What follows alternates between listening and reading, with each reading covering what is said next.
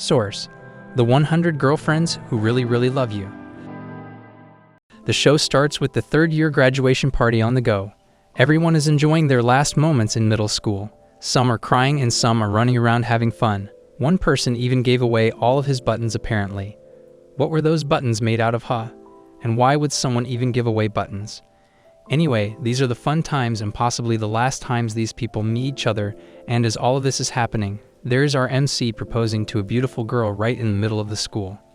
Ojou is our MC, and he is kneeling in front of this girl, Asakawa, hoping that she will accept his proposal and go out with him.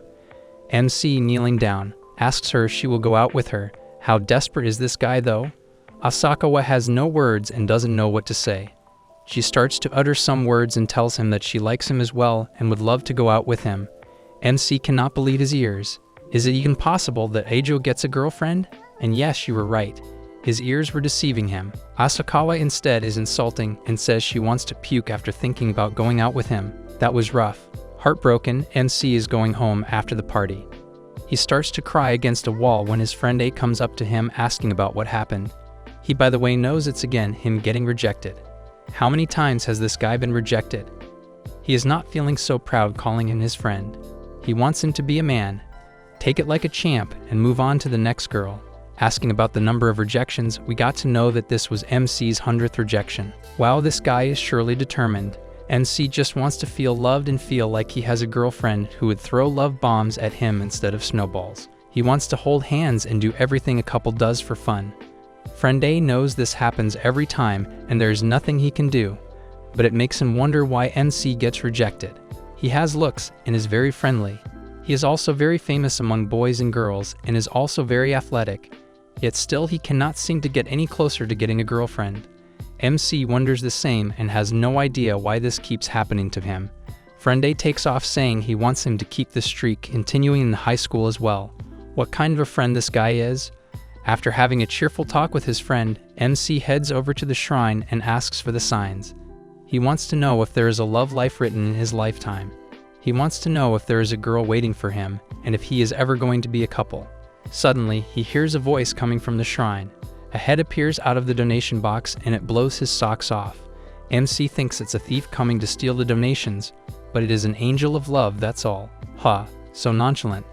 Just an angel coming out of a box to answer your very question. Convenient. He wants to tell MC about his future. He wants MC to know that his pick of chick is waiting for him in high school. At first, MC doesn't realize he is talking about a girl, but the angel explains it to him. His soulmate is waiting for him, and he will know who it is surely when the time comes. The angel is explaining everything and MC is repeating everything in a dramatic feel which pisses off the angel. He wants to say everything in time because some of his lines were cut from the manga apparently. Anyways, the angel continues to explain that women always know they have a soulmate, whereas men get to realize it gradually. And not all people get to have soulmates, which is why some people die single. MC is not going to one of them, he is going to make sure of that. Angel blows his head telling him that he is going to get 100 soulmates in total in high school, and he can choose the one he wants the most. Turn of events apparently. It's time for his next chapter and the high school is on. MC has enrolled in a popular high school and is heading toward it. The entrance ceremony is about to commence, so he runs to the ceremony. After attending the ceremony, it's time for him to find his classes.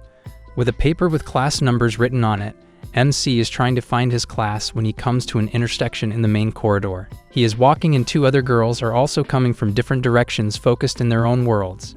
As they all come to the intersection, everyone slams into one another. Upon falling down, MC opens his eyes to see two beautiful girls he had collided with. Those two also look to see who it was, and suddenly, all three of them feel a shock run through their bodies like this was a thing meant to happen. MC quickly realizes that these two are one of those 100 soulmates, and he just knows it. All of them are just staring at each other and not saying a single word. MC gets up and asks if they are okay, and one of the girls starts behaving weirdly. She starts to behave like her ankle is hurt a lot and she cannot walk. She wants MC to take her to the nurse's office. The other realizes that she is just playing to go with him alone, so she starts to act as well. She also chooses the ankle thing, and MC is devastated knowing he just injured two of his soulmates. He starts to go haywire and starts punching himself, telling how bad a person has to walk to injure two beautiful girls like these. Both of the girls see him and ask if he is okay. They are standing up and MC sees that their ankles are just fine. But they again start acting like they are injured and want him to take them to the nurse's office. They are heading toward the nurse's office, clinging on to MC like butterflies to a flower. MC cannot believe all of this is happening. This is all like a dream to him. Anyways, one of the girls' names is Inda and the other one is Hanazono. Hanazono starts to cling on to MC much more, and Inda sees her. It pisses her off, so she starts to do it too. Both of them are in competition with each other, and all of this feels like a divine blessing for MC. They are just at the nurse's office when two girls walk by them talking about the outer lawn of the school. One of the girls is explaining how it is a clover garden, and it is said that if someone finds a 4-leaf clover and proposes to someone with it, there is a 100% chance of them accepting your proposal. They see this as an opportunity and run off to find that 4-leaf clover. MC is left wondering where they disappeared. Anyways, he spends his day at school and the day ends. It's now 4 hours after the finish time of the school and MC is just about to leave. He was helping a teacher find his spectacles that he had lost, so that is what caused him to stay this long. He is leaving the school wondering where those girls ran off to when he sees both of them still at the garden ground finding the 4-leaf clover. He notices how hard both of them are working to just find a clover. He is touched and decides to go to them. He gets down to the lawn and sees Inda there while Hanazono is somewhere else. She is sweating finding the clover and MC offers her a drink.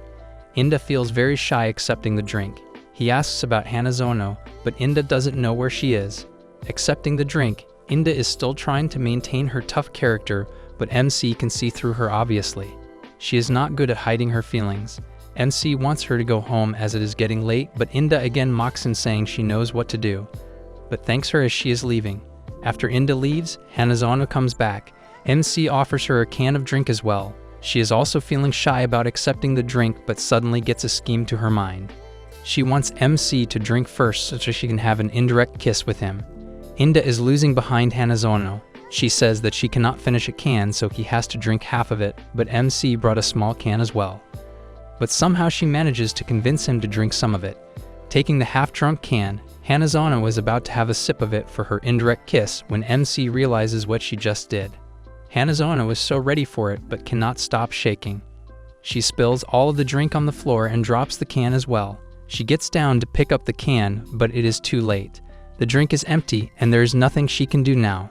MC offers her a napkin to clean herself when Hanazono grabs and holds his hand. The moment is very surreal for MC, and he has never felt this feeling before. Hanazono starts to confess her feelings and tell him how much she loves him. She knows it is too sudden, and it is only a day since they met, but she knows if she doesn't tell him now, she will regret it all of her life. She is head over heels for him and wants him to go out with her. MC has never had a girl ask him out, and all of this is a dream for him. He starts crying and doesn't know what to say.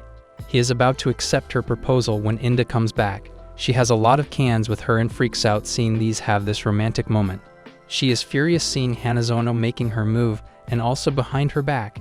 She starts to scold Hanazono while she behaves like she didn't know Inda also loved MC. But Inda heard her saying that she knew she was not the only one in love with him. MC starts to get really confused. He cannot believe Inda also loves him. Inda tries to cover her feelings and act like she doesn't like him a bit. "Why are you acting like you are really tough, my girl? Just go for it." MC is getting a lot of mixed signals when Inda also confesses her feelings for him. She tells how much she loves him as well and wants him to be her boyfriend. It is safe to say that this has never happened to MC, and he cannot believe a second of all of this. Hanazono and Inda come up to him and want him to tell them which one of them he is going to choose. He has to pick one of them, but MC knows there are a lot more soulmates to come, and he cannot just pick one of these two right now. He tells them that he will tell them tomorrow about his pick, and they have to wait till then. Back home, he is getting really crazy over this decision. How can he pick one of those beautiful girls? He still won't believe what just happened to him today and how two pretty girls confess their feelings to him. The god of love appears once again in this agonizing time for MC. He knows how hard it is for him to choose one of them, but he has to do it. MC asks about other people and how they choose when two of the soulmates happen to confess feelings together. God explains that everyone gets only one soulmate, but something tragic happened while writing MC's fate. After a bit of dramatic silence, he tells how he was watching his favorite program on the TV while writing his fate, and instead of writing one in the soulmate section, he wrote 100. 100 as in the score of the program he was watching. That has got to be one of the most hilarious reasonings ever to exist. MC starts freaking out more after getting to know what happened to his fate. The god also adds one more thing to his painting decision. He explains that if he chooses one of them, the other soulmates die automatically, and he doesn't have a say in this. This makes the decision even more difficult. How can he decide now that if he chose one the other will die? He is walking outside his house thinking a way to solve this huge problem when he gets an idea. He thinks that if he rejects both of them together and tells them around the corner, one by one, to go out with him without telling the other, it can work. He can do it 2 times without both of them even knowing the other exists as his girlfriend. This decision sounds more promising than letting one of them die. The next day, Hanazono and Inde are waiting in front of the school. They are waiting for the decision MC would have made by now. MC arrives and he is in hell of a bad shape. But he has an answer for both of them. Both of them are anxious about it and MC starts to speak. He kneels down and asks both of them to be his girlfriends. But this is not what he had thought the day before, right? Inde and Hanazono are freaking out hearing this. We get to see what happened after he thought of that strategy. He punched himself right in the face after thinking of that 2 timing behind back strategy. He would never disappoint himself with this because he knows how much effort goes into confessing your feelings to your love. He would never insult those feelings and lie to both of them, and that is how he decided that he would ask both of them to go out together. He wants both of them to be his 2 timing because he can't just let one be after rejecting them. Inde is absolutely mad after hearing this 2 timing thing. Inde starts to insult and call him crazy when MC pulls out 2 4-leaf clovers and offers them. They both cannot believe he would do that for them. Apparently, MC has been finding these all night. He asked the teacher he helped to let him into the school, and he managed to find not 1 but 2 of them to offer both of them. Inde again insults, saying he is acting like a child that believes in that superstition's beliefs. But MC was just trying to make them feel happy because both of them were trying to find one yesterday after school. He thought this was what they liked. This touches both of them, and they do not know what to do now. Hanazono gets up and accepts his 2 timing offer. She cannot love any other person after meeting MC, so she would rather be his 2 times than getting rejected. Saying this, she clings on to him, telling him that she expects him to treat her perfectly. Inde sees Hanazono again being the first and also goes on to cling to MC, accepting his terms. MC feels like crying having 2 girlfriends at once. Inde warns him that he has to treat her right, otherwise he will pay. He couldn't ask for more at this time. But there are 98 more soulmates to come now. What would MC do then? This is going to be a fun journey. The next day, we see MC talking to someone as he tells him how after a rejection streak that hit 100, he now has not only 1 but 2 girlfriends for the first time in his life. Turns out that our delusional hero was actually talking to a pole this whole time. Ojou then tells the pole that he is about to walk to school with the loves of his life. There, both of his girlfriends arrive, though it creeps Inde out to see how lonely Ojou is that he is talking to a mere pole right now. So Ojou tells her that basically he is going insane after finally getting his first girlfriend. Inde then offers Ojou that she can be his chatting buddy if the boy is that lonely. Well, since Hikari is here to compete, the girl immediately gets closer to her guy and holds his hand while talking about the weather. At this point, Ojou can't believe he is holding a girl's warm and soft hand, whereas Hikari reveals that she once read in a book that 90% of men enjoy locking hands with their partner. And deep inside, Hikari also starts to drive crazy as she feels the touch of a man. Since Ojou is all about equality, he makes the move and holds Inde's hand, and so they start walking. Hence, the 3 of them start to feel the joy of touch as they are walking. Furthermore, Hikari then tells Ojou that she would appreciate the fact if he calls her by her first name, and after stuttering, they both call each other by their first name and start to blush. So to join the chat, Inde aggressively calls Ojou and orders him to call her by her first name, which is Karain. Later, as they enter the school, they see a guy running for his life while the vice principal chases him. There, the girlfriend explains that the vice principal is infamously strict about school rules. Even if she catches someone running in the halls, that lady will chase that person to death. She low-key looks like that vampire woman from Resident Evil. Well, no shit, because she literally jumps onto that poor guy and French kisses the hell out of him. Apparently, that is how she punishes the students. She is a former sprinter, and therefore no one has ever escaped her kiss attack. She is also known as Sonic the Sketch Hag, as they are talking about kisses, so Hikari asks Ojou if he ever had any experience with kissing. So Ojou tells him that his mouth is still as virgin as his body, and with that statement, both Hikari and Karain get prepared to be the early bird and get the first kiss. At this point, we can literally see the rivalry aura revolving around them. During the lunch break, the trio goes to the rooftop, which seems empty. While Karain gets distracted by the cat, Hikari takes out lunch and starts to feed Ojou the lunch she prepared for him. The boy starts to drop tears after he tastes Hikari's lunch. Karain then snaps back and gives Ojou cookies that she baked specially for him. However, she starts to panic and pinches that cookie into Ojou's eyes. Hence, after tasting it, the boy starts to cry with one eye and tells her that he feels blessed. But the competition doesn't end there because Hikari brought some baki for him. Though, unfortunately, the ends are all snapped off, therefore they can't hold it in their hands. Basically, Hikari planned this because right now the girl is sharing the baki with Ojou mouth to mouth so her hands wouldn't get dirty. As Hikari starts to get closer to Ojou, Karain once again panics and ends up destroying Ojou's other eye as she blindly moves forward with baki in her mouth. Due to hair being crossed through Ojou's nose, the guy sneezes so hard that Hikari's baki breaks, and so does her plan. Karain then makes her move and tells Ojou that his eyes have turned red due to the cold, therefore she wants to suck the cold mouth to mouth. But Hikari pushes her away, and the girls get so lost in the conflict that Karain actually starts to choke Ojou so he would pass out and she would do CPR on him. However, that turns Ojou on to see how the girls are fighting to kiss him. So Ojou tells them that they could have asked him directly. Besides, the boy himself wishes to taste a woman. Since this fight is over who is going to kiss Ojou first, the guy tells him to calm down because he has a solution for that.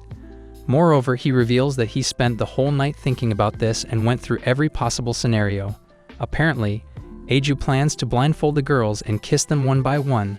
This way, they both wouldn't know who was the first kiss, and so their conflict will be resolved. But that's not it. He even gives them a dice and explains to them the most useless game ever. Basically, both Hikari and Karain Ayane will have one spot each. However, the girls can switch places as they please, or they can roll the dice, and the one with the highest number will decide where she wishes to stand.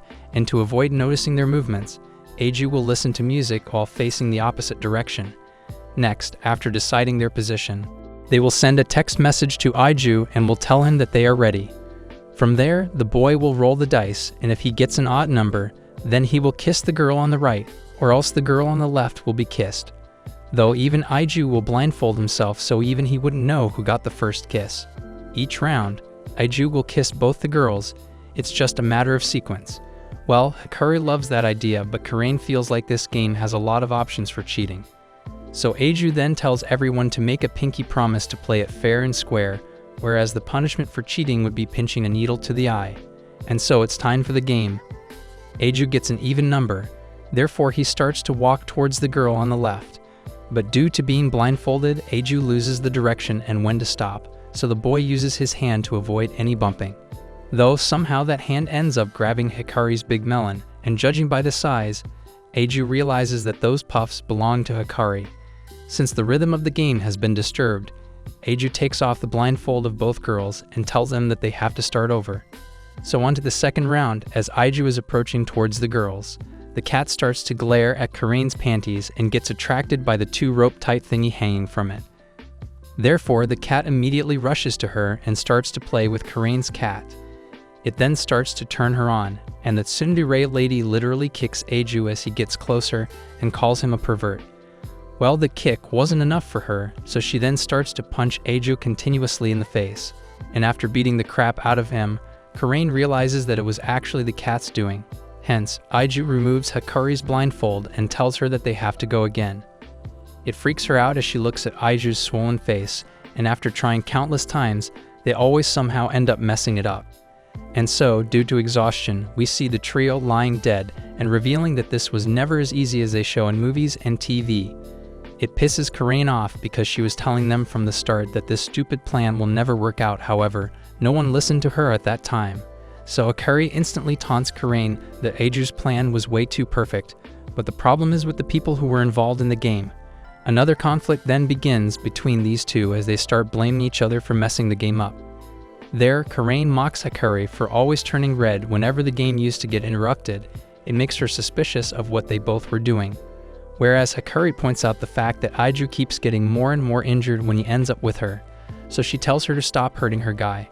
Ojou then stops the girls before they would end up killing each other and tells them that he is the one to be blamed. Furthermore, Ojou runs away while calling himself a useless and inexperienced boyfriend, though both Hikari and Karain run behind him to find where he is going. And the moment everyone was scared of actually happens. The boy literally starts running in the hall and summons the vice principal for giving him the experience. And out of nowhere, the vice principal crawls her way to Ojou and jumps on the boy as he falls. Although Karain arrives right on time and she starts to actually choke the vice principal while Hikari shouts for help from the police. That unleashes the vice principal's lizard mode as she tells him that she doesn't wish to quit this job. Besides, this place is her source of income that she uses on smooching hot guys at the club. Therefore, she crawls away and leaves Ojou alone. The girls then ask Ojou the reason for this self-harm, so Ojou gets emotional and explains that they both kept fighting for the first kiss. Therefore, he decided to waste his precious first kiss. Well, at this moment, the girls feel so bad that they both point at each other and tell Ojou that he can kiss them first if he wants. They won't mind at all. Looking at the girls finally having unity, Ojou immediately hugs them together out of joy and decides that the trio will kiss each other at the same time. Though Ojou makes it clear that this way, both Karain and Hikari will end up eventually kissing each other too. At first, they both start to hesitate, but Ojou holds their hands and tells them to believe in each other. What's next? The guy will ask them for a threesome. And so, after so many hurdles in their day, the trio finally succeeds in becoming Ojou's first kiss. The next day, the trio goes to the library where both Hikari and Karain reveal that they are here to get cooking books so they can cook for their bae. While the girls are busy fighting over books, Ojou wanders around the library and stops by a book named Love, Heigaki, and Me. There he sees a little kid and weirdly, they both get zinged as they see each other. And just like that, another soulmate enters the chat. We listen to the story of Shizuka, who is a royal princess. She has been living her royal life, but was never satisfied by it. She has been living in solitude for most of her life. The thing is, she hates this kind of living and wants to go out and feel the air. She has never made any friends outside of this castle. This is one way of thinking about your luxurious life. She is explaining her life when we see her in the library of the school. She tries to reach for a book on the shelf, but someone else also wants the same book, so their hands hit together. It is MC, and he was reaching for the same book as well. Looking at Shizuka, the lightning crack happens once more and MC has another one of his soulmates right in front of them. Shizuka is blushing like crazy and starts to look here and there, but she is not saying anything. MC apologizes for hitting her hand like that, but he cannot stop feeling the emotions of a soulmate. He never guessed that he would be meeting another soulmate in the library. Upon asking who she is, Shizuka takes a book out of the shelf and makes words from it to talk to him. She tells him that she is from the royal family, but words make MC believe that she is the librarian. Shizuka is trying hard to make good sentences, but every sentence is not landing correctly. She asks if there is something she can help MC with. MC takes a minute to understand what she is saying, but when he gets it, he tells her that he is looking for a funny novel right now. MC told her by doing the gestures and not speaking, so she asked him through the book why he could not speak. He asks the same to her when she replies that she finds it hard to interact with people. She feels embarrassed as is going to get someone who can talk to him when he stops her. He wants her help with something. He tells her that he is looking for a book. MC likes the genre of romance normally and would love a story where two people fight nature to get together and live happily ever after. Shizuka knows just the books and starts collecting different books for MC to read. She is taking books from here and there. MC looks at her and wonders how this tiny girl is working so hard to help him in this matter. But she has collected a lot of books for him to read. That is too much hard work, by the way. She apologizes for overdoing it and asks him to take whatever he likes. But MC lets her know that he will read all of them as she picks them just for him. He wants to borrow all of them to read. He takes the books to the counter, but his library card is expired and is going to take a week before his new card is issued. Seeing MC in this state, Shizuka decides to give him her book. She loves this book, but seeing MC like this melted her heart. MC cannot believe she is offering him her favorite book. He doesn't know her name, so he asks her about it. Shizuka shows her ID and he gets to know that she is in the same class as him. He apologizes for never noticing her.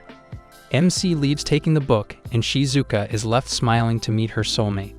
On the other hand, Hanazono and Inda are currently looking at cookbooks to see if there is something good that will make MC happy.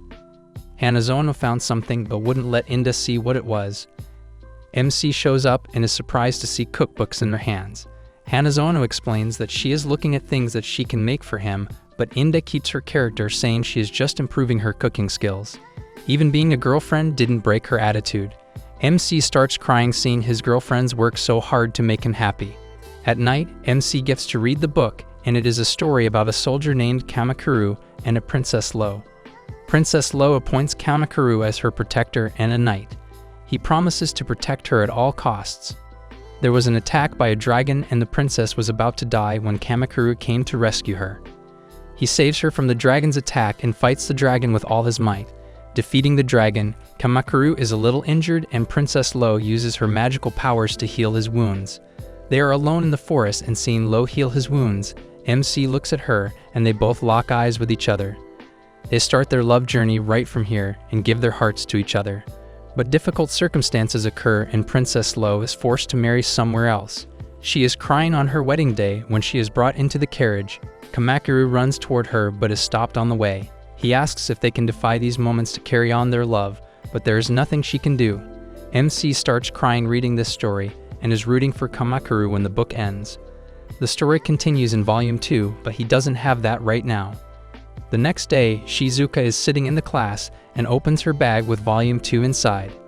MC shows up wanting to thank her for the book when he notices the second volume in her bag. Shizuka, without saying a word, takes the book and gives it to MC. Because he loved the first one, but MC cannot take the second one without paying for the first one, so he asks Shizuka to come with him outside. Meanwhile, Inda and Hanazono are fighting with each other over some nuggets. They want to make something for him that bad. Outside, MC buys soda for Shizuka and thanks her for the book this way. They are on a bench, but Shizuka isn't drinking her soda. He tells her that he reads a lot of romantic novels, but the one she gave him was something else. He was panicking over the part where Kamakuru and Princess Lo had a misunderstanding. Shizuka starts giggling at how excitedly MC is talking about the book. She tells him that she is carrying the book from an early age and has kind of memorized it.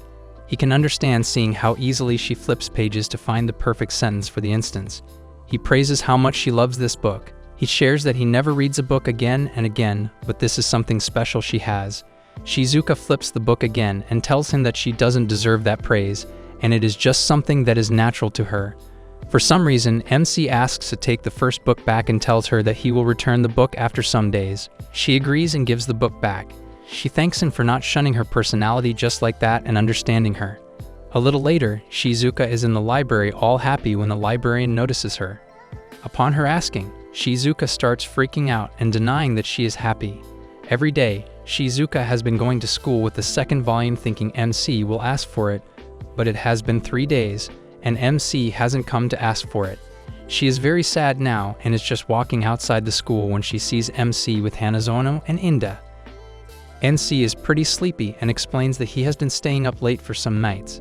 This gets both of his girlfriends thinking that there is something fishy going on here. But Hanazono takes the chance and kisses him on the cheek, saying that she wanted to transfer some of her energy to him. It makes MC very happy and he hugs her tightly. Seeing this freaks the hell out of Inda, and she also wants to do the same now. She reaches ahead to kiss him too, but hits her head on MC's chin accidentally, who closes eyes without seeing where they are going. Shizuka is seeing them have this moment with MC and is just standing there with Volume 2 in her hands. She gets upset thinking how naive she is. MC already has girlfriends. She starts thinking of the time when her friends and family always hated how she talked to them. They always scolded her for being this kind of freak. She is sure that no one is happy to talk to her and will never be, so there is no point in keeping hope. How hard it must be for her man. I really feel for her. Embarrassed at herself, Shizuka is about to go home when she takes her bag from the class. MC shows up alone and is glad that she hasn't gone home. He asks her to sit with him and take out her smartphone.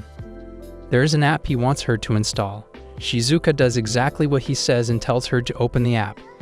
It's an ebook of the same volume one has borrowed from her.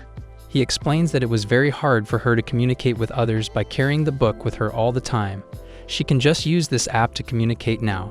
She can select a text in there, and it will read the text using a synthetic voice. Shizuka cannot believe this and tries something. It works, and it just blew her mind how accurate it is. She could not believe that MC put all the text one by one with her hands to make sure she could talk this way. Well, that happens when you are in love. MC explains that it was pretty hard for her and the other person to communicate using the book. This way, they can look at each other while they talk.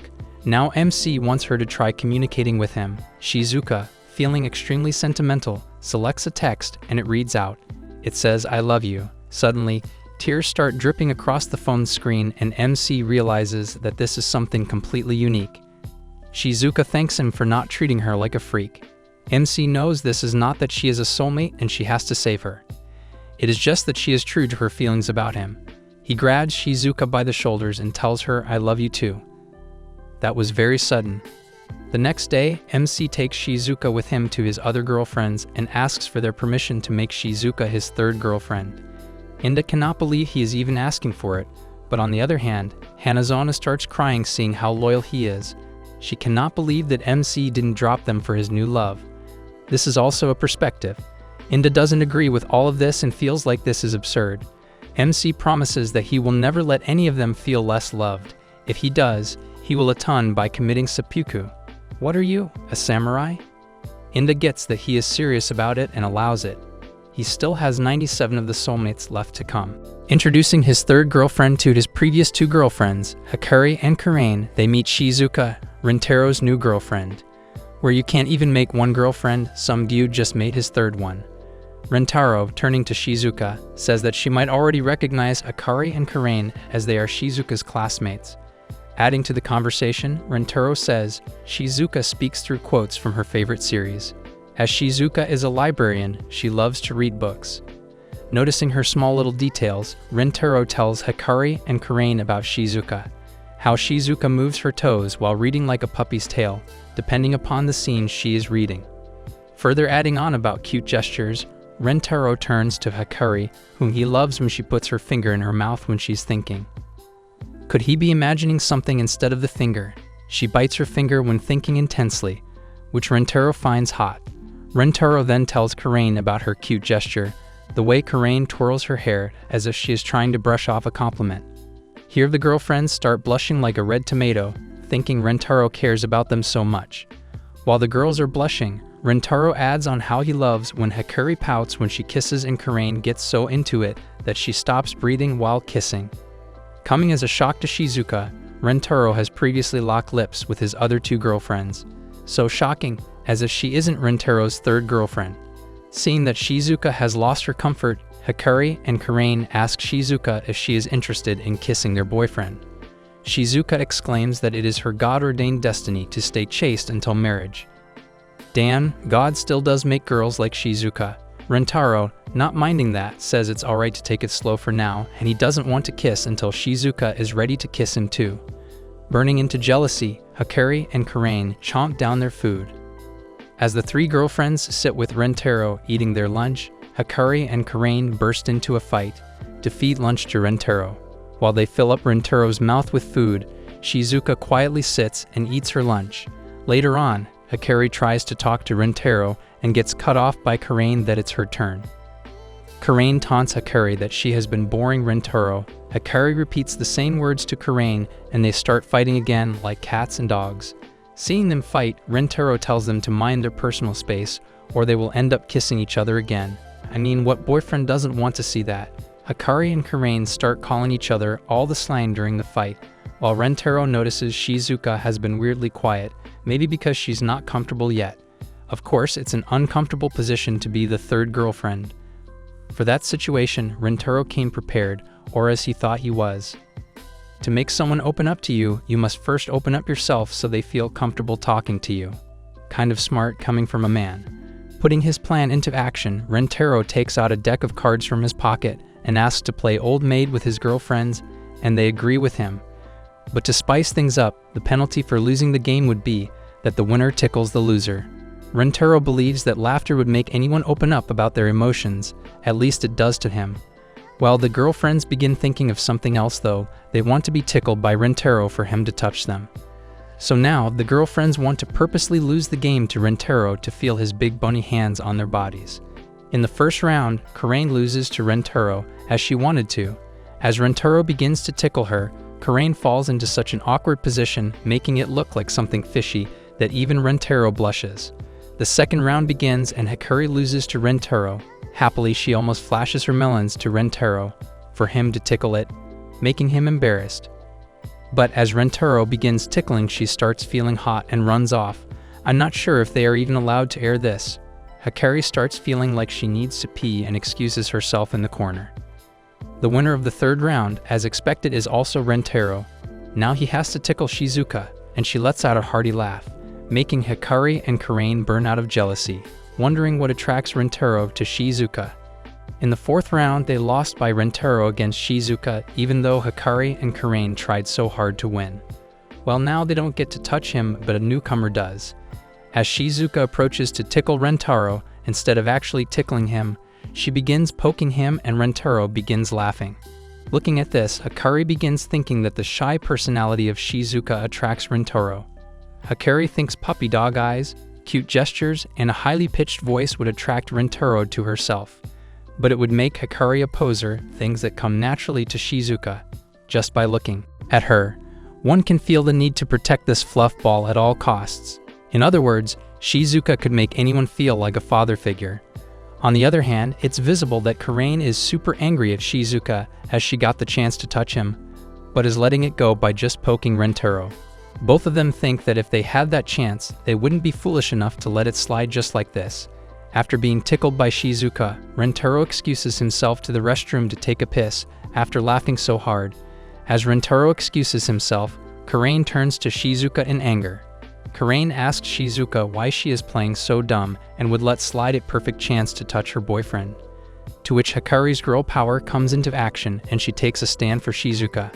Hikari tells Karain that she yells at everything, even if a hat falls, Karain yells at it. Then Shizuka, trying to explain herself, says that they both used to be Rentaro's first lovers, so Shizuka doesn't want to be on their way to Rentaro since she's a newcomer. Yelling at Shizuka, Karain adds that Shizuka is now a girlfriend of Rentaro and she doesn't need to hide her desires for Rentaro. To which Hiraki taunts Karain that this statement feels off to come from a person who would rather pick a fight than talk about her feelings. Those are some burns from Hiraki to Karain. To calm down Karain, Shizuka apologizes. However, it looks like Karain just wants to pick a fight with Shizuka. Seeing no way out, Shizuka finally says that she will now speak what her heart wants. Shizuka begins by telling Hiraki is feminine and knows how to carry herself with grace, and Karain is beautiful with eccentric features, bold and confident with her attitude. In comparison to both of them, Shizuka cannot even stand beside them. Her appearance is childlike, concerned about Rentaro's choice, and her personality is gloomy and reserved. Being moved by Shizuka, Karain apologized for her behavior and she just wants Shizuka to speak her heart out to Rentaro and not hold back because of them. On the other hand, Rentaro sees the scene from the window, inside the rooftop. When Shizuka was tickling Rentaro, he noticed that Karain was burning with anger and Hikari felt insecure. It turns out that the game Rentaro started with Old Maid didn't help him get his 3 girlfriends to become friends and talk about their emotions. So, Rentaro excuses himself to go to the restroom so the girlfriends can bond with him. As he steps out, Rentaro sees that even though Karain wanted to be angry at Shizuka, her message to her was helpful in opening up about her feelings. To ease up the fear Shizuka feels for Karain, Hiraki was there for her to take the bullet. Rentaro starts feeling emotional and happy about how the girlfriends have bonded together. Aw, something any man would want to see. Entering the rooftop again, Karain approaches Rentaro that they are doing the penalty round again, and this time Shizuka will properly tickle him. Hearing it, Shizuka finally decides to speak her mind, after being understood by the other girlfriends. Nervously, Shizuka approaches Rentaro and says that she wants to be kissed, and that she lied about the God-ordained chastity to him. Rentaro already had it figured in his mind. As she lifts her face to him, Rentaro finds Shizuka so cute that he begins patting her head. She pulls Rentaro near her and he kisses her, turning Shizuka red out of shyness. On the other hand, Hikari loves that Karain made Shizuka speak her mind. Now she might as well speak hers too. Karain asks what that means, and Hikari explains it to her. She approaches Rintaro and asks to be kissed. But before that, Hikari asks if she is still good for him, as Hikari felt insecure a few moments ago. Rintaro says that all three of them are beautiful in their own ways and kisses her too.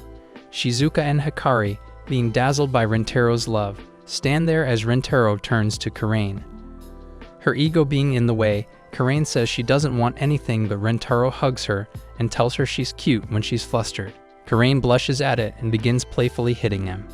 As Karain hits her final blow, Rintaro says that he wants to kiss her. Does she want to kiss him too? Karain, being shy, still agrees with him, and Rintaro kisses her too.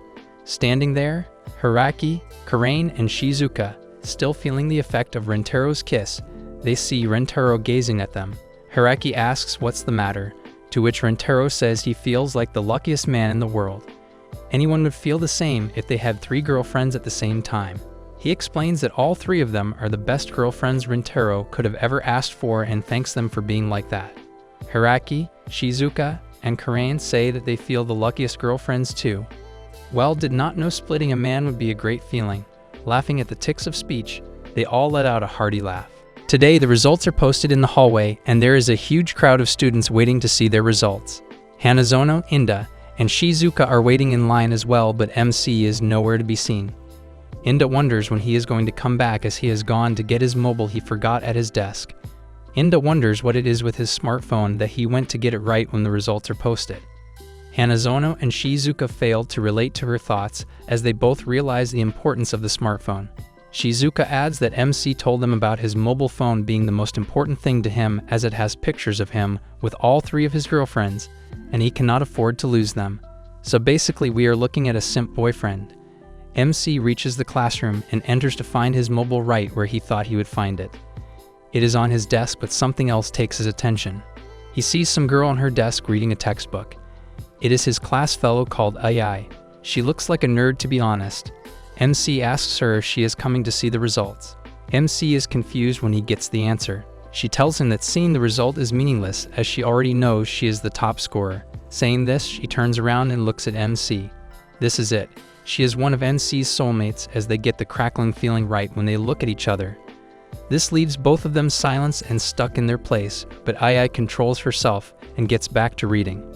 MC wonders how it is possible that he has a nerdy soulmate, but he has to respect nature and go with the flow. As there is something else he can do, he leaves the class and gets back to see the results. After checking the results, we see that Hanazono came 25th out of 240 students. Shizuka got 44th position, while Inda got 87th. Our MC is just 1 below Inda at 88th. He rubs the heads of his girlfriends, telling how proud he is when he suddenly remembers what IA told him. He looks at the results and sees that IA did come first with a perfect score of 700. She got the perfect score on all of her tests. He asks his girlfriends if they have heard about IA. They all know that it is a girl from their class, but hardly anyone knows her. Shizuka says that she is always by the window reading her book, while Inda believes her to be an AI machine who can answer anything thrown her way. In the next class, MC and II got to be partners, and they had to perform the practical. MC went to get the microscope. When he gets back, he finds II copying the exact diagram rather than doing the actual practical. She feels like copying is the best thing, as practicing what scientists have already done for them is useless. The teachers come and they have to do something now. So IA starts looking at her textbook through the microscope instead of the actual subject. MC asks why she is focused more on the book instead of the onion when she tells him that the textbooks are more efficient to read, and she fails to find anything illogical in that. This gets MC thinking and realizing that maybe this kind of behavior has gotten her the reputation of an A machine. After failing to get IA to do the right thing, MC gets back to working on his own. He is drawing something and has to use the blade when he accidentally gets a small wound on his finger. He gets up and goes to the sink right next to IA to clean it up when she grabs his hand and starts sucking on the wound. Now what am I watching again? Is this girl a nerd or something else? She feels like applying saliva to this small wound is much more efficient than getting a bandage. This leaves MC quite freaked out. He cannot think straight and feels like he is having a dream. This beautiful girl sucking on his finger cannot happen as she is too pretty to be doing this. He cannot stop staring at her smooth skin, beautiful lips, and everything else. Well, no one could. Ai is having fun with MC while MC's girlfriends are right behind him doing their practicals, having no idea what is happening to their boyfriend. After the class, Ai is heading outside the school when MC runs to her and says thank you for helping her in the class. MC expresses he wants to repay her in some way and asks if she wants to get a soda or something. Ai strikes back telling him that soda is not the best way to hydrate yourself and definitely not the most efficient way. This girl wants everything to be efficient. MC tells her that he wants to get to know her if she doesn't mind. She doesn't mind, but then again she feels like this is meaningless. MC refuses to take this as an answer and tells her that this is the way life is supposed to be lived. She should have some fun once in a while and should get out of the books for some time. But these things are meaningless to Ai, and she keeps grinding him down saying life is not supposed to be a fun thing. Life is meaningful when you have a prospect for your future, and you cannot do that without being efficient in your academics. This gets to MC, but he again forces the point that fun is the way to live life and not what Ai is telling him. She leaves saying that this whole debate is also meaningless and they should go their way for now. At home, Ai is studying and speedrunning some math when she breaks the pencil nib accidentally. We see that Ai is blushing for the very first time and her focus is not on the thing she is doing right now. She wonders why the hell she sucked on MC's finger. What got to her was that she couldn't help but do that. To get her focus back, Ai starts writing down P and she is happy. But suddenly, she again feels disturbed and starts writing down P again and again, but she cannot get her focus back. This is bad and this has nothing happened to her. The next day, Ai calls MC because she has something to tell him.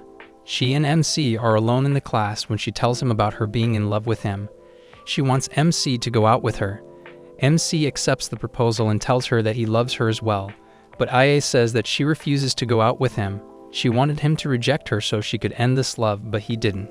So she was forced to take action on her own. She tells him that it is the end of their little trip and says goodbye, but MC isn't letting her go. He shares that he has been rejected many times before and she cannot break his heart by rejecting him just like that. And as she cannot break his heart, she cannot end this love. This is a no for Ai as she plans to end this love right here, but little does she know, love doesn't work that way. She explains that relationships between teens are nothing but a waste of time in her opinion. But MC isn't backing down and wants her to go on a date with him. He is planning on winning her over on this date, and if he can't, he will give her up and stop following her around. How can she say no to her soulmate? She agrees and the day of the date is here. MC is waiting for Ai while in the park. Ai shows up in a casual outfit, which is something MC loves about her. She looks very pretty and today, MC is going to show her what having fun with the guy she likes really is. MC takes her to the horse ride and believes that she is going to love it, but Ia starts questioning the reason for this ride's existence. She feels like this ride is useless and should be banned in Japan, but that is just II. She notices the instant camera in MC's hands and starts questioning the usefulness of this as well. She hates the concept of this instant camera, but MC ignores what she is saying. He clicks a picture of her and gives it to her, but she finds her picture illogical as well. Throw this girl into a cave. The end. After that, they go to a haunted house, but no ghost is able to scare AI, while MC is crapping his pants. She knows every ghost is a human and feels like it should be called a human house instead of a haunted house. MC takes her to the teacup party ride, but she finds it creeping her out as this ride makes no sense to her. Taking her to the wheel-around ride, Aya is sitting across MC in the cabin, but she is shaking for some reason. Turns out, Aya is afraid of heights and cannot keep herself to stay still at this height. She wants MC to sit right next to her. MC gets up and sits next to her when Aya grabs his sleeve shakingly. She grabs his hand after a little while and feels at ease after that. The park is about to close in 30 minutes while MC and Aya are sitting by the fountain looking at all the pictures MC took of them today. MC notices that in one picture, Aya seems to be having some fun, which surprises Aya as no one could ever notice her emotions. MC asks if she had fun today, to which she agrees, but this is it. She wants MC to know that this is the end of it and that she is never going to waste a day in her life in this meaningless way. Hearing this, MC is not surprised. so he takes the pictures and decides to burn them as he wants her to never remember this meaningless day of her life. As he is about to burn them, Ia snaps and takes the photos from his hand.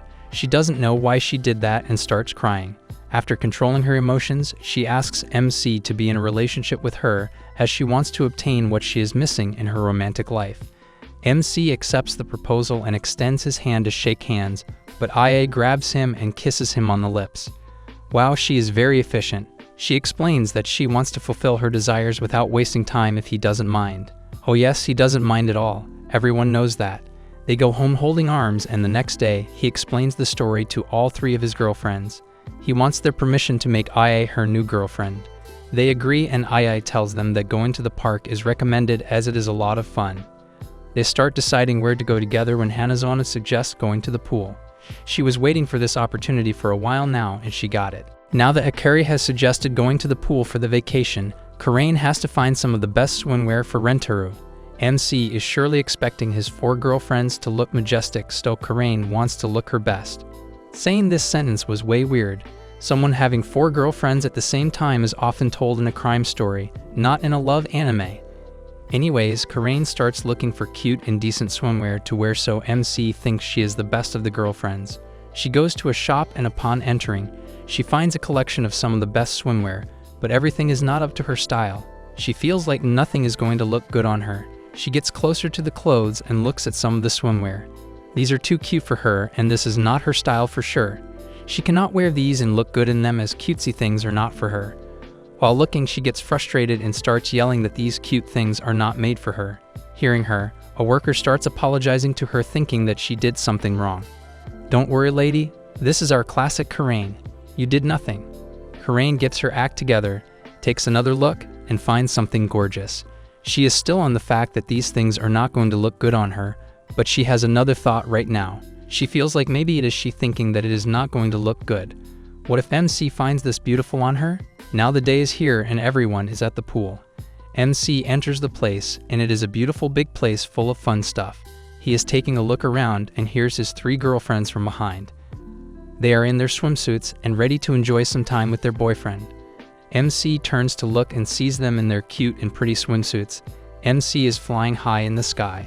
A flame blasted in him, and he felt like he could die in peace now. The feeling of pride has surrounded our MC, and nothing can stop him from being happy now.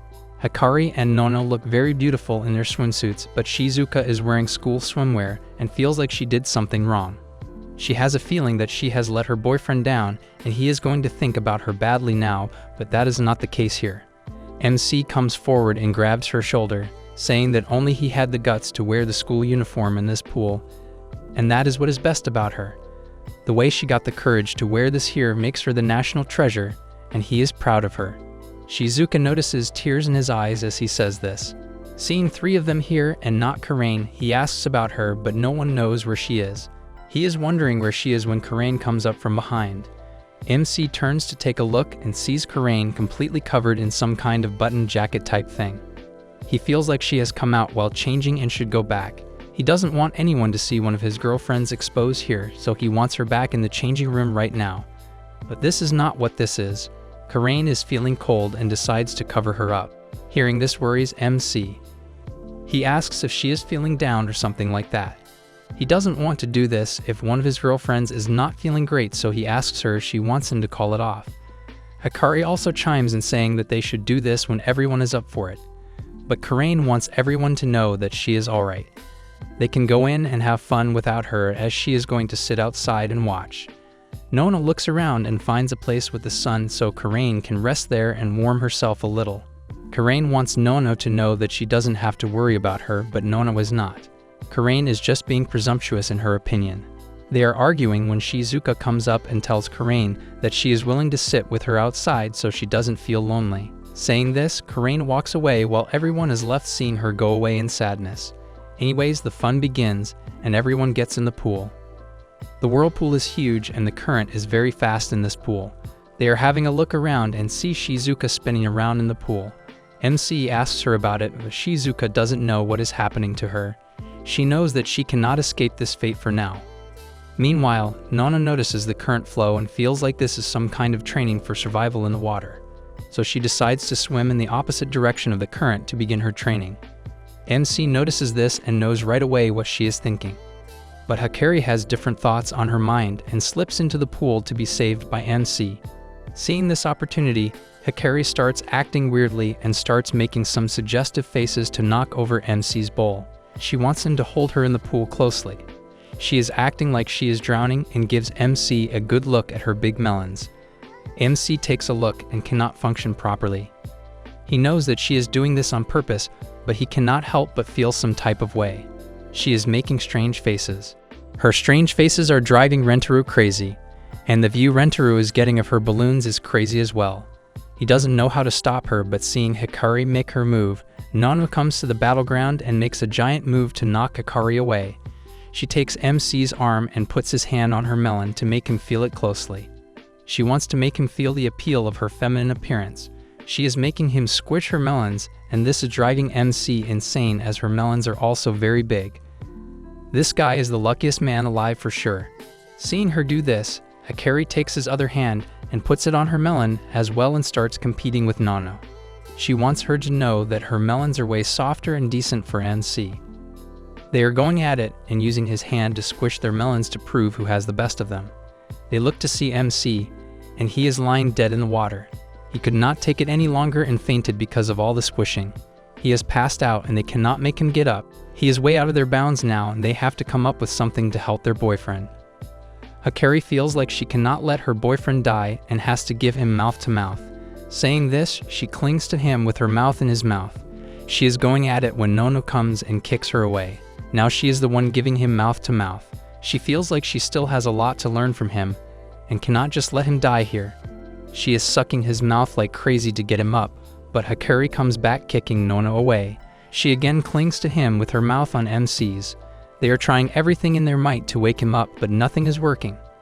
On the other hand, Shizuka is still spinning around and has gotten away from the gang. She cannot stop herself and is floating far and far away from them. She feels like she is lost in this huge pool and there is no way to get back to her boyfriend and others. At this time, it dawned on her that she was screwed. She uses her mobile to call for help, but no one listens to her, and the balloon she is floating on starts leaking. Grabbing the edge, she gets out of the pool on some kind of a small grassy thing in the middle of the pool. Now Shizuka is a castaway in the middle of this huge pool, and she has no way of getting back. This little girl is screwed for sure. No one is going to help her by the looks of it. Back in the main scene, NC is still down, and the girls have tried everything to wake him up, but nothing works. They feel like they cannot do anything and they have to look for help now. They have to find a male lifeguard. They cannot risk finding a female one as they are already suffering from jealousy a lot. So they run to find a lifeguard and come across a bunch of perverts. They creep out the girls, but one of them is serious about having fun with them. He has a theory that the upper arm of the girl is just as soft as her melon, so you can have a free trial without touching heaven itself. He extends his arm to have a touch of Hikari's upper arm, but Nano saves her. Nono grabs his arm and knocks him away, slamming fingers into his eyes. She feels like this is the best way to get rid of a perv. His friends are very mad now and are not going to take a no for an answer now for sure. The situation is much worse as these two girls are up against some perverts. Shizuka is cast away and has no way of getting out of there while MC is down, almost dead at the edge of the pool alone. What is going to happen in this pool now?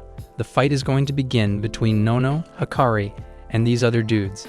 They are furious about Nono blinding their friend and are ready to get what they want the hard way.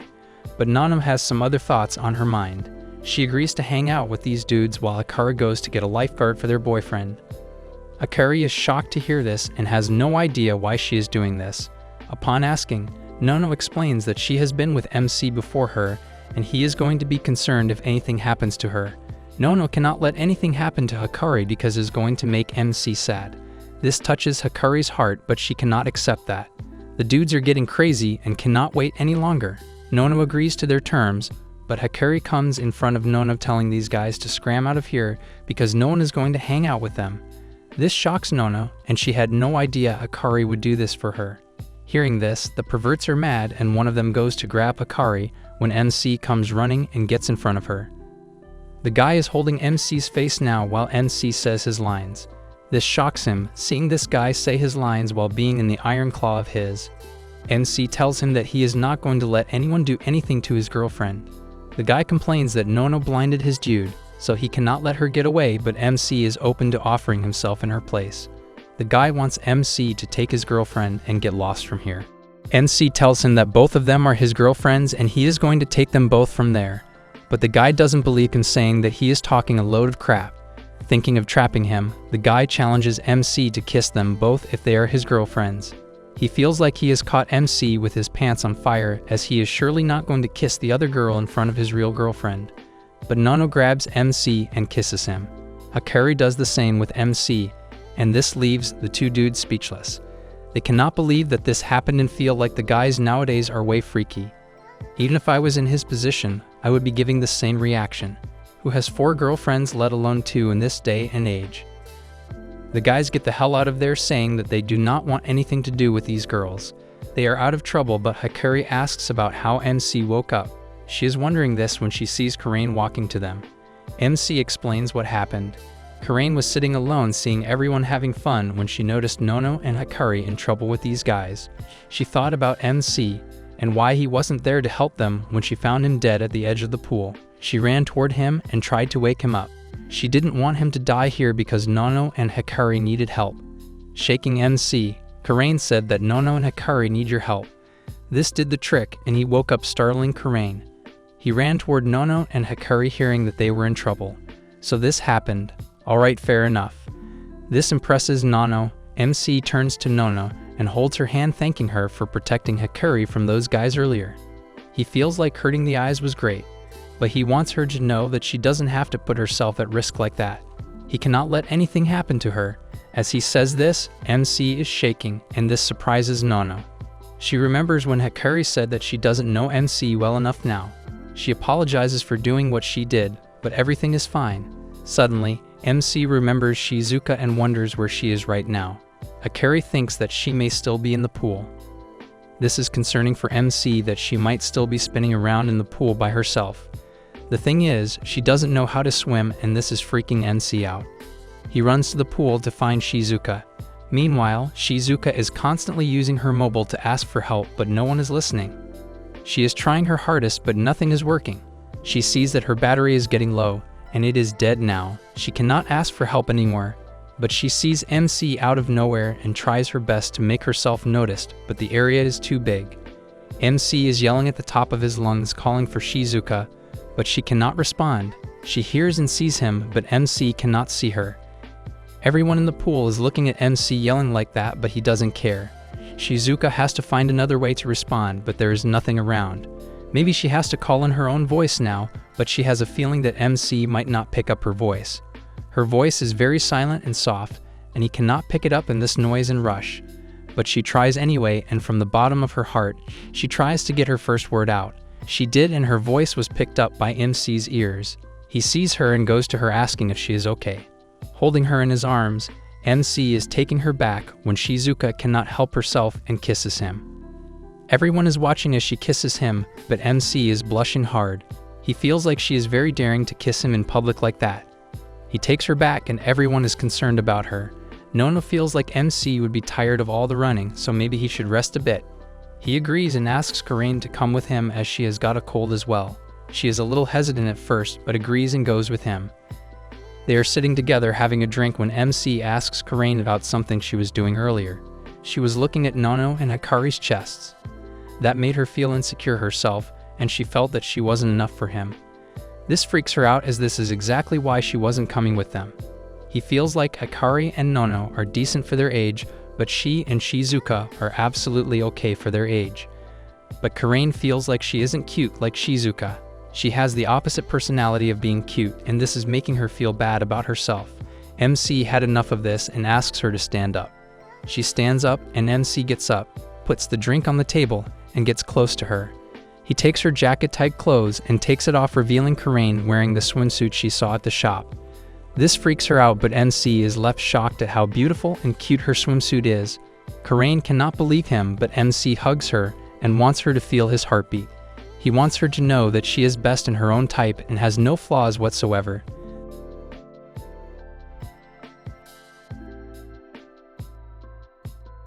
This makes her blush and MC kisses him right then and there. Coming back to everyone, MC is excited to finally start the pool date with all of his girlfriends. Grabbing Rentero's hand, his girlfriends are taking him to have the 5 passionate pears pancakes. They are taking him hurriedly, but even in this hurry, Rentero ends up locking eyes with a beautiful redhead in the chemistry lab. Both of them feel that weird electrical surge in them. I mean, not in that way, but anyway, his girlfriends drag him to eat all the pancakes with him. After dealing with his other girlfriends, the next day Rentero goes to the chemistry lab to see her, the beautiful girl he saw yesterday.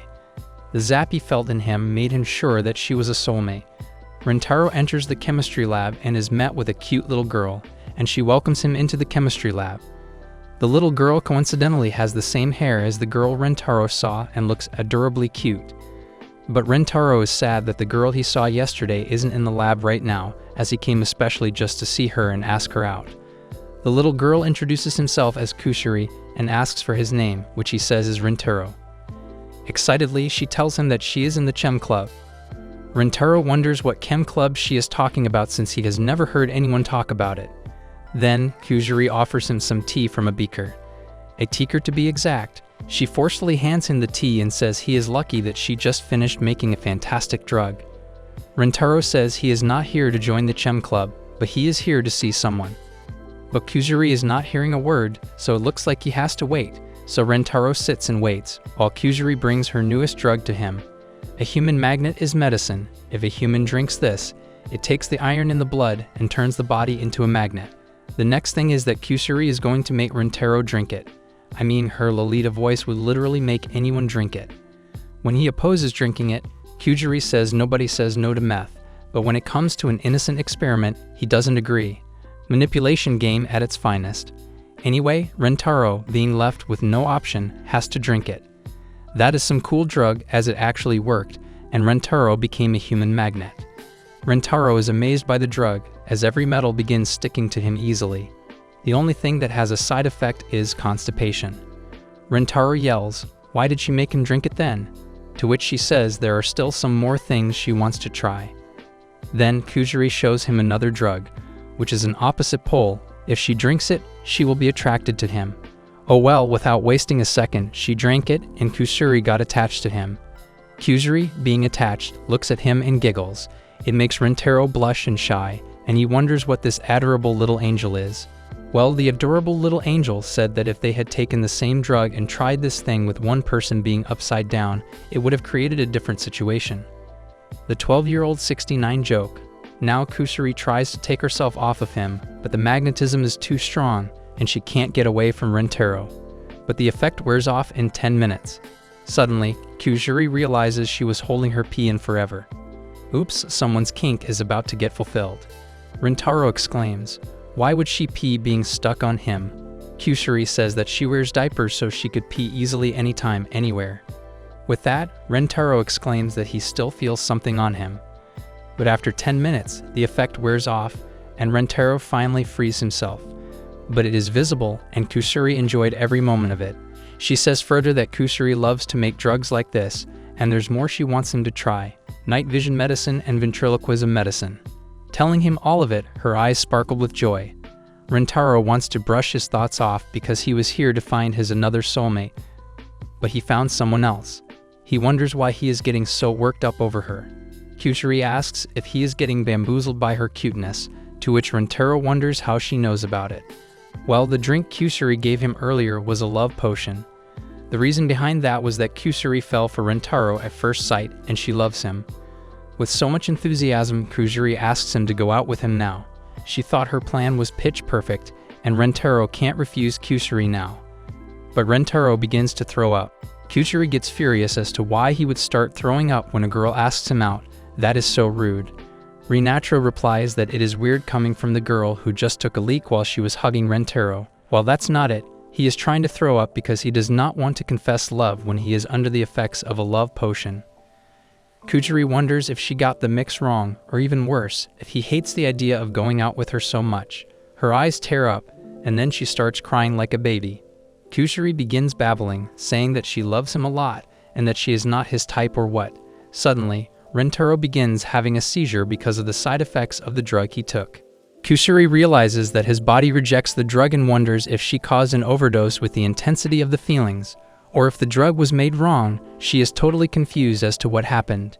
In an instant, Kusuri grabs a neutralizer and tells MC to drink it, which is drug-reversing medicine.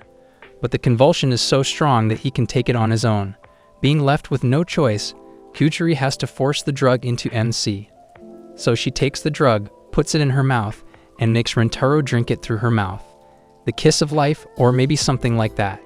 As Rentaro drinks it, the convulsion finally stops. Along with that, the love potion effect is also gone. But Rentaro wonders, if the effect is gone, then why is Kusuri still so mind-bogglingly cute? Both of them get red-faced out of shyness. Kusuri realizes he already loves her, so she begins begging him to go out with her. A girl on her knees begging is a dream come true. Kusuri says she loves Rentaro too much. Super duper love, so she will do whatever he says. Rentaro says that at least she needs to raise her head first, but what he sees astonishes him. She begins growing up all of a sudden with luscious long hair and a beautiful hourglass-shaped body. It turns out it was the girl from yesterday. Kusuri, after her transformation, says that she must have drunk the neutralizer while giving it to him. Rentaro is confused as to what got neutralized. She explains to him that she actually looks like this, and a failed immortality drug made her look small. Fixing her hair, Kusuri says she is actually a third-year student and a captain of the Chem Club. Rentaro exclaims that she is a senior, coming to him as a shock. Playing the Ona reverse, Rentaro gets on his knees and asks her to go out with him instead. Kusuri says she would be deeply honored to go with him, while she hugs him and squeezes his arm in her honkers. On God, the luck Rentaro has makes me so jealous of him. Making Rentaro blush, she says she has to change her diaper now, to which he shyly says that she doesn't have to mention it like that to him. Later on, Rentaro, on the rooftop, tells his other previous girlfriends the entire story. Shakily, he asks for their permission to make Kusuri his girlfriend. Returning to her small form, Kusuri had already introduced herself to the other girlfriends. Nano says to achieve multiple partners at once to achieve optimal efficiency, but Rentaro says that it is not for that. Karain steps forward and asks Kusuri to tell her more about herself. Kusuri says that she really loves drugs. A weird way to give an introduction. Shocked at that, Karain looks at Rentaro, asking if Kusuri is even okay. Rentaro says it is fine as Kusuri hasn't tried them, which is the least convincing statement he has made. But he explains that she looks small because of the drug she took, but Kusuri is actually a third-year student. Karain screams that she needs rehab. Then, Kusuri pulls out the drug she got for everyone. Well, for starters, Kusuri got Karain a bust-bigoting medicine. Karain yells what that is supposed to mean, to which Kusuri shows another medicine, which is a twistifying medicine. Then another medicine, which is to make her more feminine. Karain gets angry that Kusuri is making Karain her research rat, which Kusuri says is what Rentaro told her. Hearing that, Karain attacks Rentaro, asking why he would say that, which Kusuri covers up by saying he called her slender and beautiful. Then Karain says sorry for attacking Rentaro, but he says it felt good to get a Boston Karain. Now for Hikari, Kusuri gives her a hot stuff medicine, and as she drinks it, thinking it would make her seduce Rentaro, her clothes literally melt off her body. An eye-candy sight to see. She screams as her clothes melt off, saying that this is far too indecent. Rentaro, covering his eyes, hands over Hikari, whose sweats he wore for PE today. But as Hikari wears it, she smells Rentaro's scent in it, and begins sniffing it. Now for the storybook lover, Shizuka, the bun fantasy medicine. As Shizuka drinks it, she grows a pair of bunny ears, and Rentaro finds it adorably cute. He says it is like a movie costume and touches her new ears. But as Rentaro touches them, Shizuka finds pleasure in it and says she feels a novel sensation.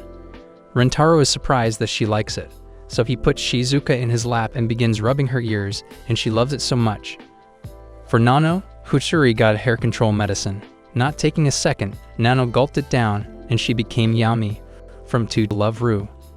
I'm suddenly getting kinks on getting a Medusa girlfriend. Nano takes her hair and wipes the dirt off Rentaro's face. Her hair smelled nice to Rentaro, and Nano grabbed Rentaro near her with her hair and gave him a smooch. Kusuri gives Nano more vials, which last for 10 minutes. but taking the second vial increases the risk of baldness. Rentaro yells that it is a heavy risk to take, and Nano says he would not love her if she were bald. Take notes, ladies, they won't love you if you go bald. Rentaro screams that he would still love Nano, even if she was bald, fat, alien, etc. But he loves Nano's hair so much, so he tells her that her hair feels so smooth and soft on his skin. A while later, they all sit down to have lunch on a sheet, putting down the edibles Kusari brought. Karain says she couldn't care less for it, but still, she wonders how she would look with a big bust if she took the drug Kusari got for her. Kusari takes an illustration out of her pocket and shows Karain that this is how she would look. The illustration has Karain on it with bigger honkers, but maximum effort goes to the one applying for the Dream Research Team, Kusari says. Nano expresses her confusion over that, to which Kusari explains that it is her dream to join a big research team that makes all sorts of amazing drugs and wants to experiment with them. After all, Kusari does think chemistry and drugs are the best. Shizuka says that it is a great dream of Kusari. Suddenly, Kusari feels the urge to take a piss, but remembers she has a diaper on. But Rentaro asks her to please use the restroom instead of peeing in the diaper. So she runs to the bathroom, and behind her, the girls say that they'll pour the tea until then. But Kusari stops them from waiting until she is back since she has a different tea for Rentaro. Amazed at it, Rentaro asks why it is different for him, to which Kusari says that it is a different blend for boys and girls. Well, not being able to hold the pee, Kusari rushes to the bathroom.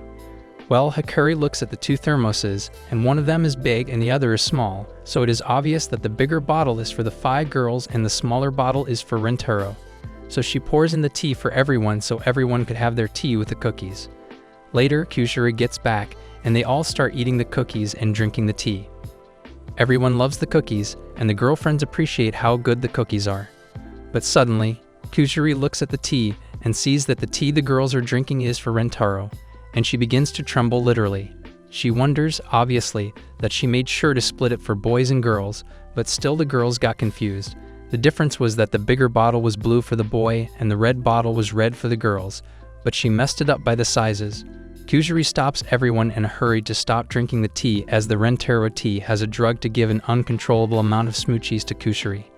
Kusari wanted to kiss Rentaro again like she did before, but not under any effect of drugs. Even Rentaro yells that he wants to kiss her without the influence of any drug. Kusari gets happy and jumps on his lap to kiss him, but Karain gets her off and throws her away. The girls have somewhat turned into zombies. He wonders what has gotten into them. Kusari feels regret that she has messed up everything again. Telling him to run, Kusari says the drug is not safe for girls. Further, she explains that male libidos make boys want to get physical and bump uglies, while female libidos crave emotional intimacy and pleasure, and that's kisses.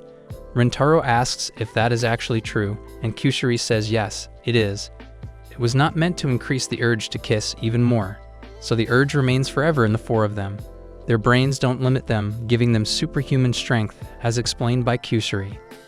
Maybe this drug will make the girls kiss me, and I could have my first kiss too. They are unable to think about anything else other than to kiss someone they love the most with all their hearts. So explained in other words, they are kissing zombies and want to kiss Rentaro. Since MC is also a man, he wonders, wouldn't that be a heavenly experience? Obviously, it sounds like paradise to Rentaro, getting kissed by the girls he loves a lot. He could spend all his life like that. But Kusari explains that once they catch him, Rentaro can't escape their superhuman strength, and he will be stuck with them kissing him forever. I mean, Rentaro's not wrong. If not given the drug-reversing medicine before the drug circulates, it will become like this for the rest of their ongoing lives, says Kusari. Rentaro exclaims that they will lose their personality if that is the case with them. He asks how long the girlfriends have before the drug circulates through their bodies, to which Kusari replies that it depends on the bodies, but somewhat an hour. Now, the plan is to save the girls in an hour before he completely loses them, under the side effects of the drug they took with the tea. With that, the 4 of them jump on Rentaro to attack and kiss him. So began Rentaro and the girls' game of residence, Kissage. The sweet girls' Kusari games of drugs are pretty intense, in my opinion, making the situation hard to handle. But it also shows how much she wants Rentaro too. Source: I'm giving the disgraced noble lady I rescued a crash course in naughtiness. I'll spoil her with delicacies and style to make her the happiest woman in the world. So this wholesome story is about an overpowered demon lord who is betrayed. Yep, another demon lord betrayal show. It seems like anime studios are really running out of ideas this season.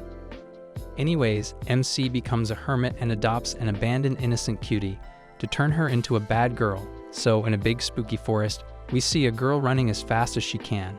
She then trips and falls, like everyone always does at life-staking moments. There, a group of soldiers were chasing her, but they got scared and stopped for a moment. One of the soldiers told the others that deep in this forest, there's a demon lord who really hates humans, and if you get too close to his home, he gets all violent and nasty. Just then, they get a message that the girl is nearby, so they start chasing her again.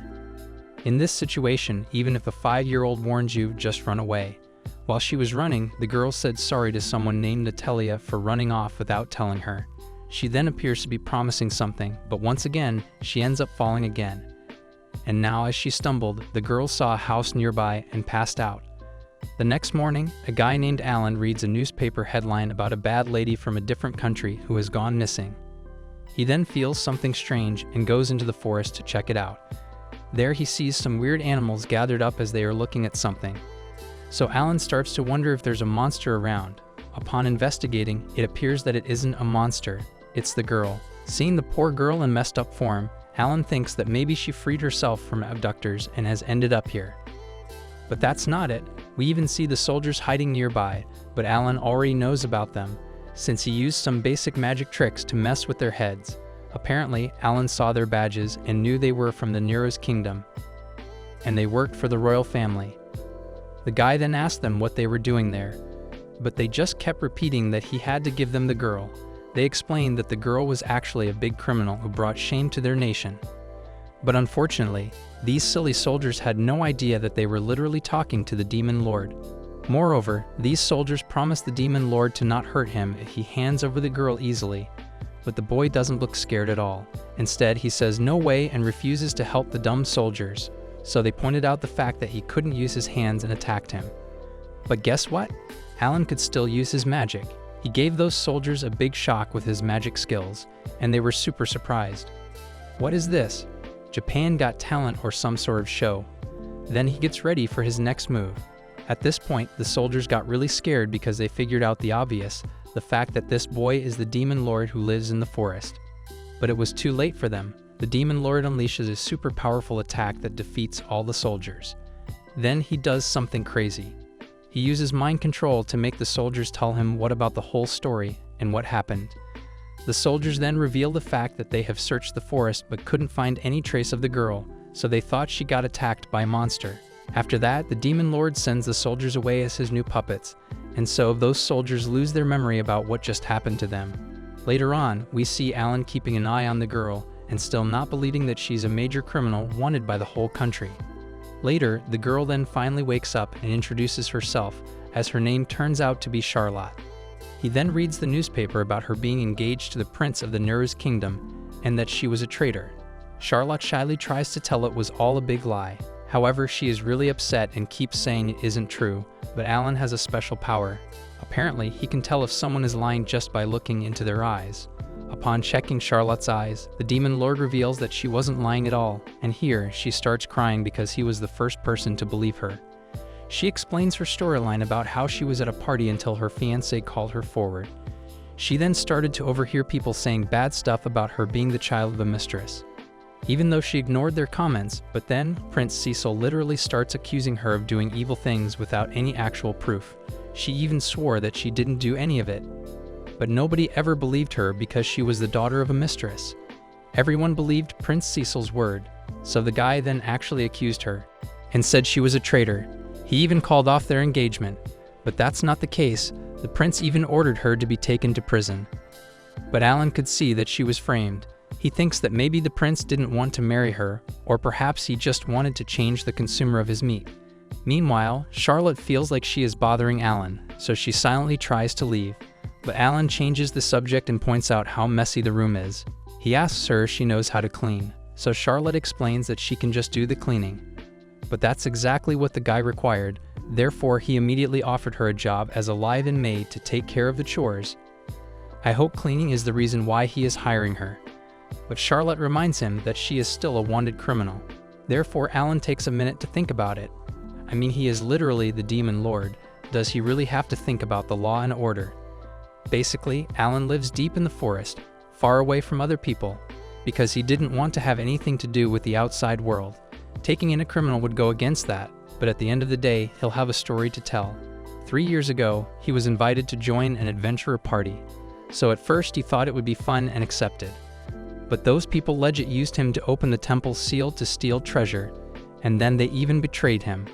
They left him alone against a bunch of monsters. However, Charlotte thinks that it is terrible, and Alan can't believe how pure-hearted she is just because she points out the obvious. She believes his story right away, because back then, he had no one to help him, so he thinks that they have something in common. However, Charlotte didn't want to cause any trouble for Alan and said no to his offer. So Alan does something drastic.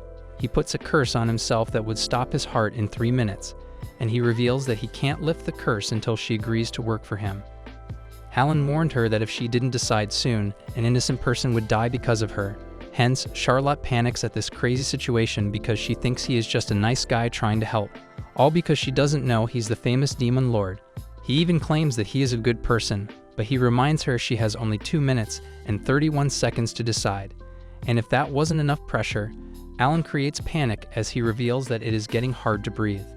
Moments later, Charlotte gives herself in and becomes Alan's maid.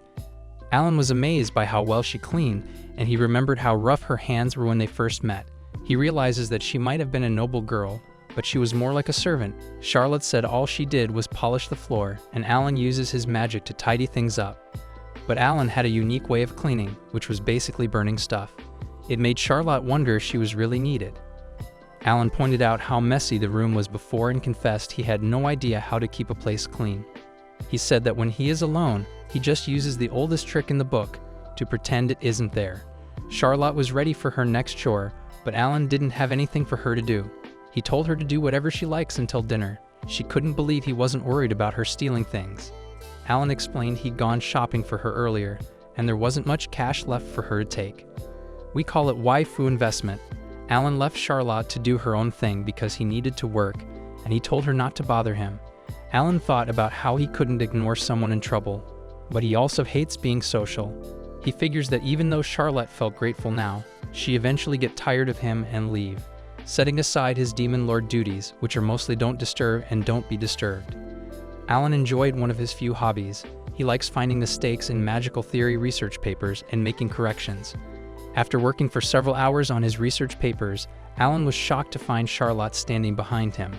She reminded him that he told her to do whatever she likes, and she had strangely chosen to count the grains on the wood floor. Alan discovered that Charlotte didn't have any hobbies. When she wasn't doing bridal training, she spent her time cleaning and mending clothes. She didn't have any free time for fun things. Alan couldn't believe she said such a sad thing with a smile. She continues her sad story, telling him that she didn't like her bridal training because she got yelled at a lot. When Alan asked for a recent happy memory, she mentioned the time her little sister Natalie brought her some fruit, even though it was a bit bruised. It was a special treat because they didn't get to eat such things often. Charlotte's story made Alan wonder why his face looked so scary to her, but he explained it was just the face he was born with. Alan thought about his fun times at a magical academy, where he enjoyed making professors tear up with questions and blowing up classrooms with potion experiments. He thought Charlotte should be having a great time, but she had no hobbies or fun memories, so Alan excitedly decides to give her a crash course in mischievous things in the world. He sold his magical equipment to afford it. He explains that being mischievous meant doing things that were not really good or moral but still fun. He loves this kind of stuff, but notices that Charlotte is an honest and genuine person. Alan wonders if she had ever stood up to the Duke's family. He realizes that she spoke about them like they were her masters, not her family. Alan declared that he was going to start teaching Charlotte a lesson that would make her lose her old self. Charlotte, who was all about being pure and doing the right thing, got a bit scared. She was taught to stay away from bad stuff, but Alan assured her they wouldn't do anything illegal. Her fear turned to shock when Alan revealed that the first lesson was going to be about eating sweets. And that was just the beginning. He told her to eat and drink as much as she wanted, and that was their mischievous lesson for the day. Charlotte thought it wasn't a good idea because they needed to have a proper dinner, not just sweets, or it would be an unbalanced diet. Alan expected her to react this way and said this was exactly why he wanted to change her. He believes the dude treated her like a servant despite calling it a family. Alan gives her some cake, but she refuses, thinking she can't have cake for dinner. Alan reminded her he was her boss and ordered her to eat all the cakes. Charlotte couldn't believe it, but Alan threatened to use the death curse on himself again if she didn't listen. Charlotte thought maybe Alan should pick what he wanted first, but he surprised her by saying he didn't like sweets. She couldn't believe he sold his stuff to buy all this, and it amazed her when he did because he thought it would make her happy. Alan thought she must hate sweets, but she actually loves them and took her first bite. The cake was absolutely delicious, and it made tears stream down Charlotte's face. Alan didn't quite get it and wondered if the cake had gone bad. But Charlotte explained that she was crying because no one had ever done something so nice for her before. She remembered her past and wasn't even sure if someone like her was allowed to be this happy. Alan told her to stop being silly because this was just the beginning. He planned to teach her all the joys in the world. He decides he was going to fill her up with food, show her all the fun things there are to do, and take her to places all around the world. He wanted her to have so much fun that she'd eventually get tired of it and say she was the happiest person in the world. Charlotte couldn't believe he was doing all this for a total stranger, and he admitted he didn't even know why he was doing it. But he was going to do it.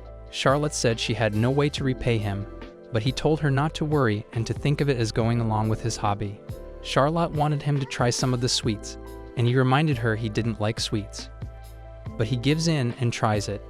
To his surprise, it wasn't so bad, and they both enjoyed their super sweet dinner. Alan, who usually didn't like being social, decided to try it just this once, and they had a great time. But outside, danger was coming. Later, Alan starts thinking about how he met Charlotte and how she has grown on him. He never thought she would like cakes so much. However, he wanted to go the extra mile for her, making her experience new things. He then smiled as he decided on his next crash course. The next day, Alan wakes up, wondering when he fell asleep. The hours he spent overnight weren't wasted though, as he admires his newly compiled naughty list. He is so impressed with himself, and he thinks Charlotte will enjoy ticking off activities off the list too. He then realizes the list was made more to his interest than that of Charlotte. He thrashes the list with regret and decides to make a more suitable list for Charlotte. At that moment, Charlotte opens the room with a broom in hand, wanting to clean out the study. She greets Alan, wondering why he was awake so early.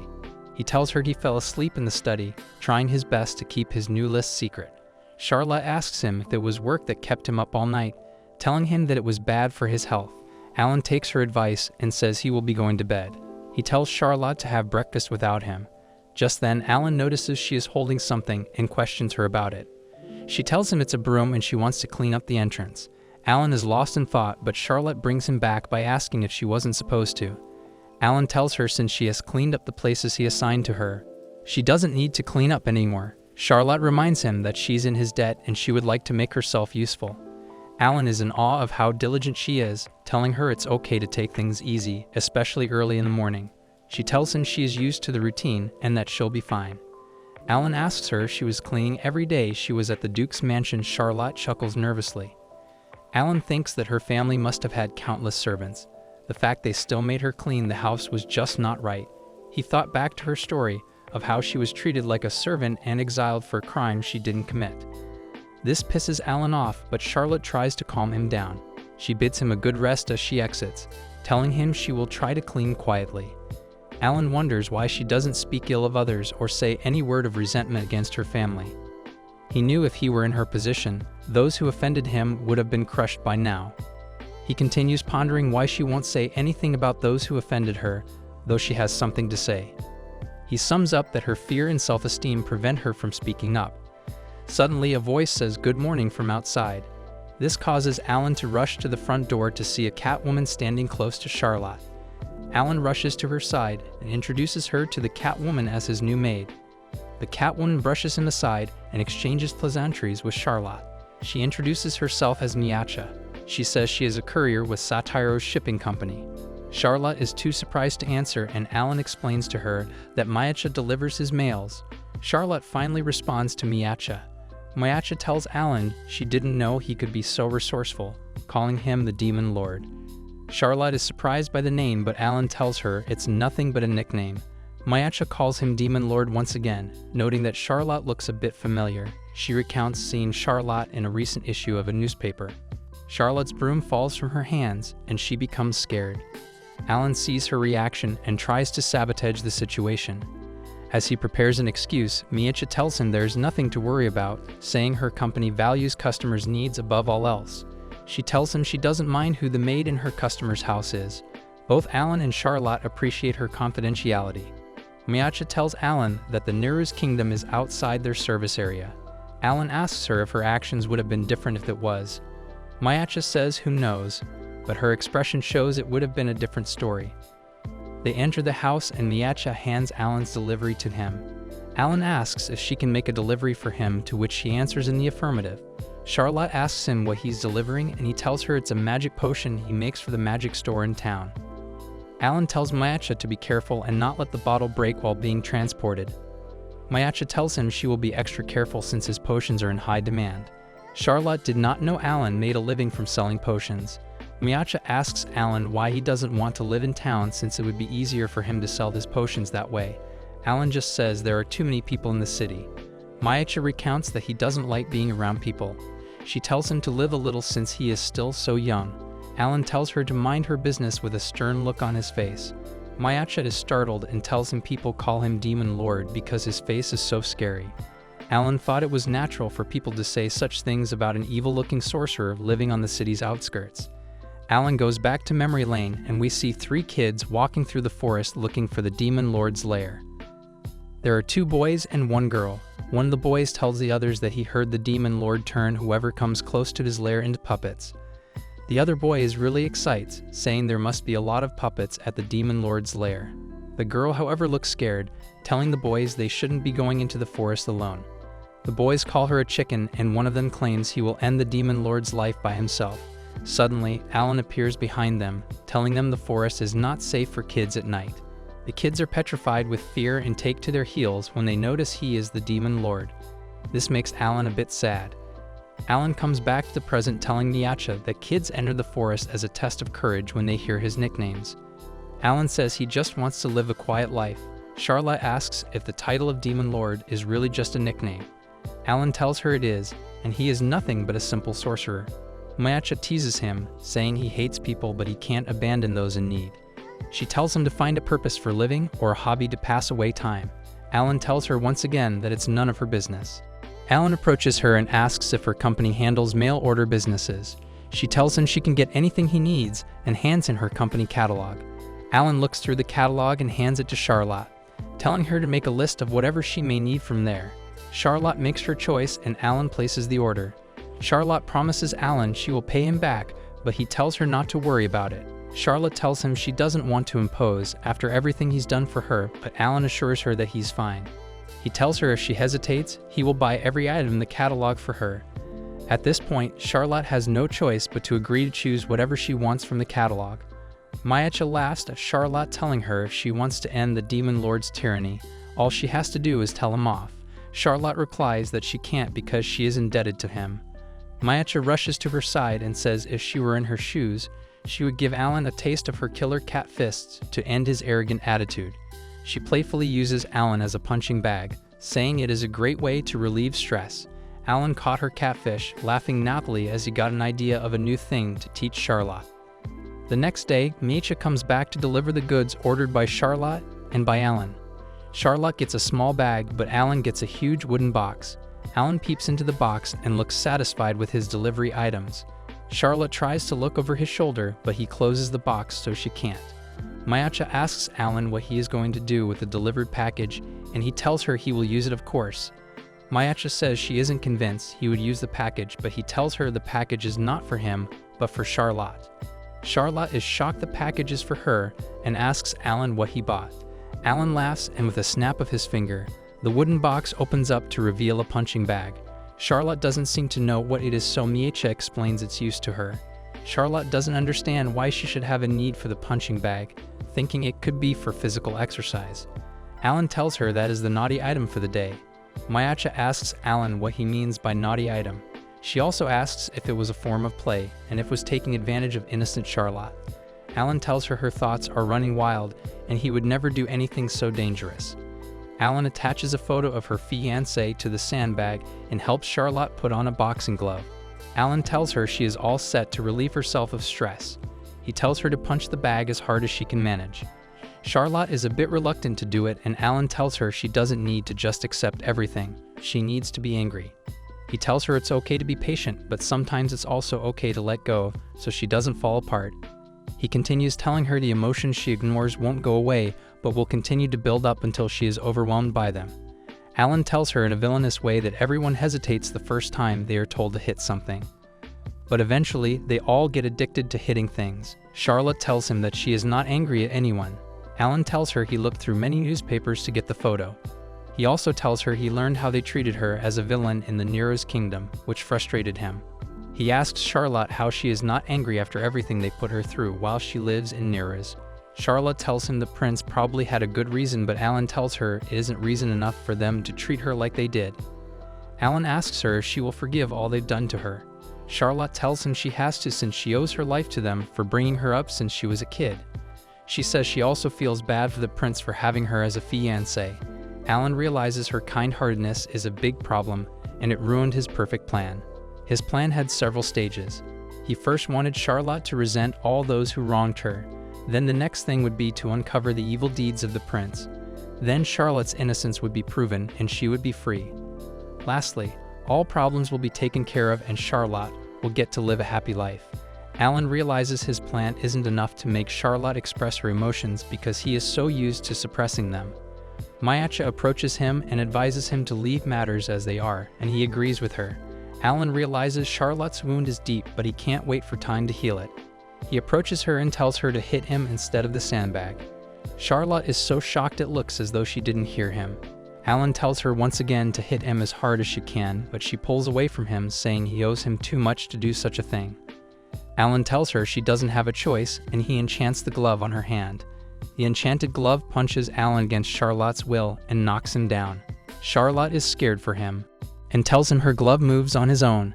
Alan tells her it's a result of his magic and that she landed a good punch. Charlotte tells him he's bleeding and tries to take the glove off, but Alan tells her he's okay. Alan looks at her in all seriousness and tells her that whatever she may do to hurt him, he will never abandon her. He tells her she is no longer in the household she was in before, and that she has the freedom to do whatever and say whatever she pleases. He tells her she is free from her old life. Charlotte asks him if she had her punch him just to tell her that Alan tells her she wouldn't listen to him otherwise. Charlotte tells him angrily he doesn't have to be so desperate. Alan is surprised she can be angry when she needs to be and tells her he can easily heal his wounds. He tells her nothing is permanent, hence she shouldn't be scared. She is not convinced, saying he felt pain regardless. She tells him not to do anything like that ever again because her heart can't take it. Alan promises he won't, taking the glove over her hands.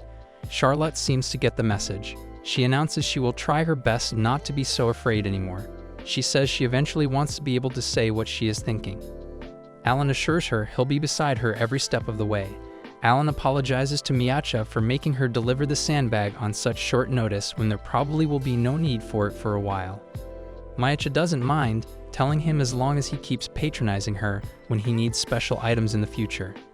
Alan is not sure why she thinks he'll need these special items. While he and Charlotte look at each other wondering about the special items, a dangerous character finds Alan's house in the forest. With a sinister laugh, the character vows he won't escape again. Part 3. Alan asks Charlotte to choose between tea or coffee. Charlotte wants to have what he's having. Alan tells her he'll be having some nasty potion, so Charlotte quickly picks tea. Alan scolds her for not being honest, but she says it's nothing serious since it's just a beverage choice. Alan tells her she usually wasn't allowed to make a choice. She agrees, saying the time she ran away from home was the first time she ever chose for herself. Alan thinks it was an important choice she made for herself, assuring her to let him know if she wants to make similar choices. Charlotte thinks about what she would like to try after a sip of her tea. Suddenly, the window bursts open and a Catwoman sits on the ledge. Alan asks her how she found him. She tells him how she did, and Alan praises her for her initiative. Charlotte asks Alan who the woman is, and he immediately disappears from the window ledge and appears at Charlotte's side. She tells Charlotte she should be the one asking who she is. She, however, introduces herself as an apprentice sorcerer engineer called Erica Crawford. She tells Charlotte she is Alan's sister, but Alan corrects her, saying she's his stepsister. Alan tells Charlotte he lost his parents when he was younger and the Crawfords took him in. Charlotte apologizes for prying in his family business, but she tells him he doesn't mind.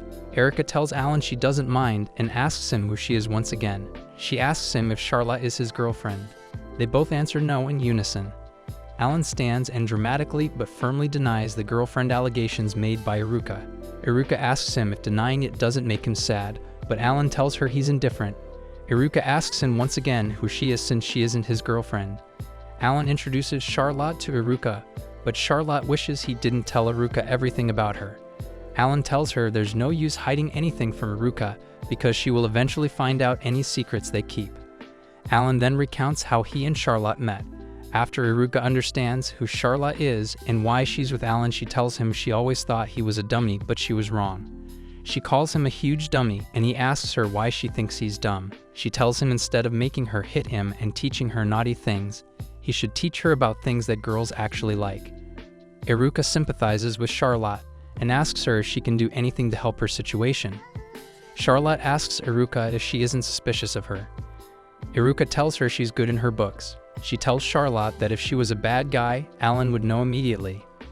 Alan asks Iruka what her purpose was for coming to see him. She tells him she wants to bring him home, but her mission doesn't matter anymore. She tells Alan she will take care of Charlotte. Alan doesn't believe her, saying he can teach Charlotte naughty things better than anyone. He tells Iruka she isn't needed. Iruka tells him there are some things only women can teach other women. They argue for a while, pulling Charlotte recklessly as though they are in a tug-of-war match. Finally, they decide to compete for who will teach Iruka naughty things. Alan, Charlotte, and Iruka go to an alleyway in a populated town. Alan casts a shapeshift spell on Charlotte, which changes her hair color from blonde to black. Alan tells her he disguised her so no one recognizes her. Iruka offers to help Charlotte style her hair. Alan tells her though the disguise is perfect, she'll have to remove the disguise when they get home. Iruka asks him why, and he tells her that blonde hair suits Charlotte better. Alan tells her he likes it better, which brings heat to Charlotte's face. Iruka is surprised by what he just said. She asks him if he's trying to score some points already. He doesn't seem to get what she means, so she tells him not to worry about it. After styling her hair, Iruka takes Charlotte's hand and runs off, saying she doesn't want her brother to score points.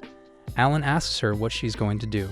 Iruka says since it's a naughty challenge, she'll teach Charlotte how to dress up since all girls love the game of dress up. Iruka takes Charlotte to a dress store and she tries on a particular dress. Iruka thinks it suits her very well. Meanwhile, Alan is feeling so out of place, but he can't leave in the middle of the competition. Being in a competition with Iruka once again is very nostalgic for Alan, and it brings back some memories of when the Crawfords took him in. Here we can see little Iruka bringing a chessboard to little Alan and initiating a competition. After a few moves, Alan checkmates her. Alan remembered how she always lost, but she never gave up. Alan thinks it is her own way of getting close to him. Iruka calls out to him and reveals Charlotte behind a curtain wearing a new dress. Charlotte feels a little embarrassed, but Iruka tells her she looks great. Iruka asks for Alan's opinion. Alan tells her Charlotte looks great, but the dress looks a little too short. Iruka tells him the skirt is alright, but Alan thinks it could be Charlotte's first time wearing a short skirt. He thinks her skin looks smoother due to her improved diet. Suddenly, Alan punches his chest and coughs out red water. Iruka and Charlotte are surprised, but Alan tells him he's okay. He tells him his heart was beating too fast, so he stopped it for a bit to calm it down. Charlotte tells him he shouldn't be stopping his heart so casually. Iruka tells him he pushes himself too hard sometimes. Iruka takes Charlotte back to the changing room to try on a new pair of clothes. She goes back to Alan, asking him what he wants her to do. He tells her he wants to know the current state of the Nere's kingdom and what the nobles and people think of Charlotte. Iruka tells him she will ask her dad's friends for information about Nere's. She asks him if he wants her to look into the prince and his entire house, who falsely accused Charlotte. Alan tells her that can wait in the meantime. Iruka asks Alan if he'll let them go scot-free. Alan tells her he's definitely interested in the kind of person that can frame Charlotte. He is also interested in how she was treated when he was staying at the Duke's palace. He tells Iruka when he finds out these things he won't just stay quiet.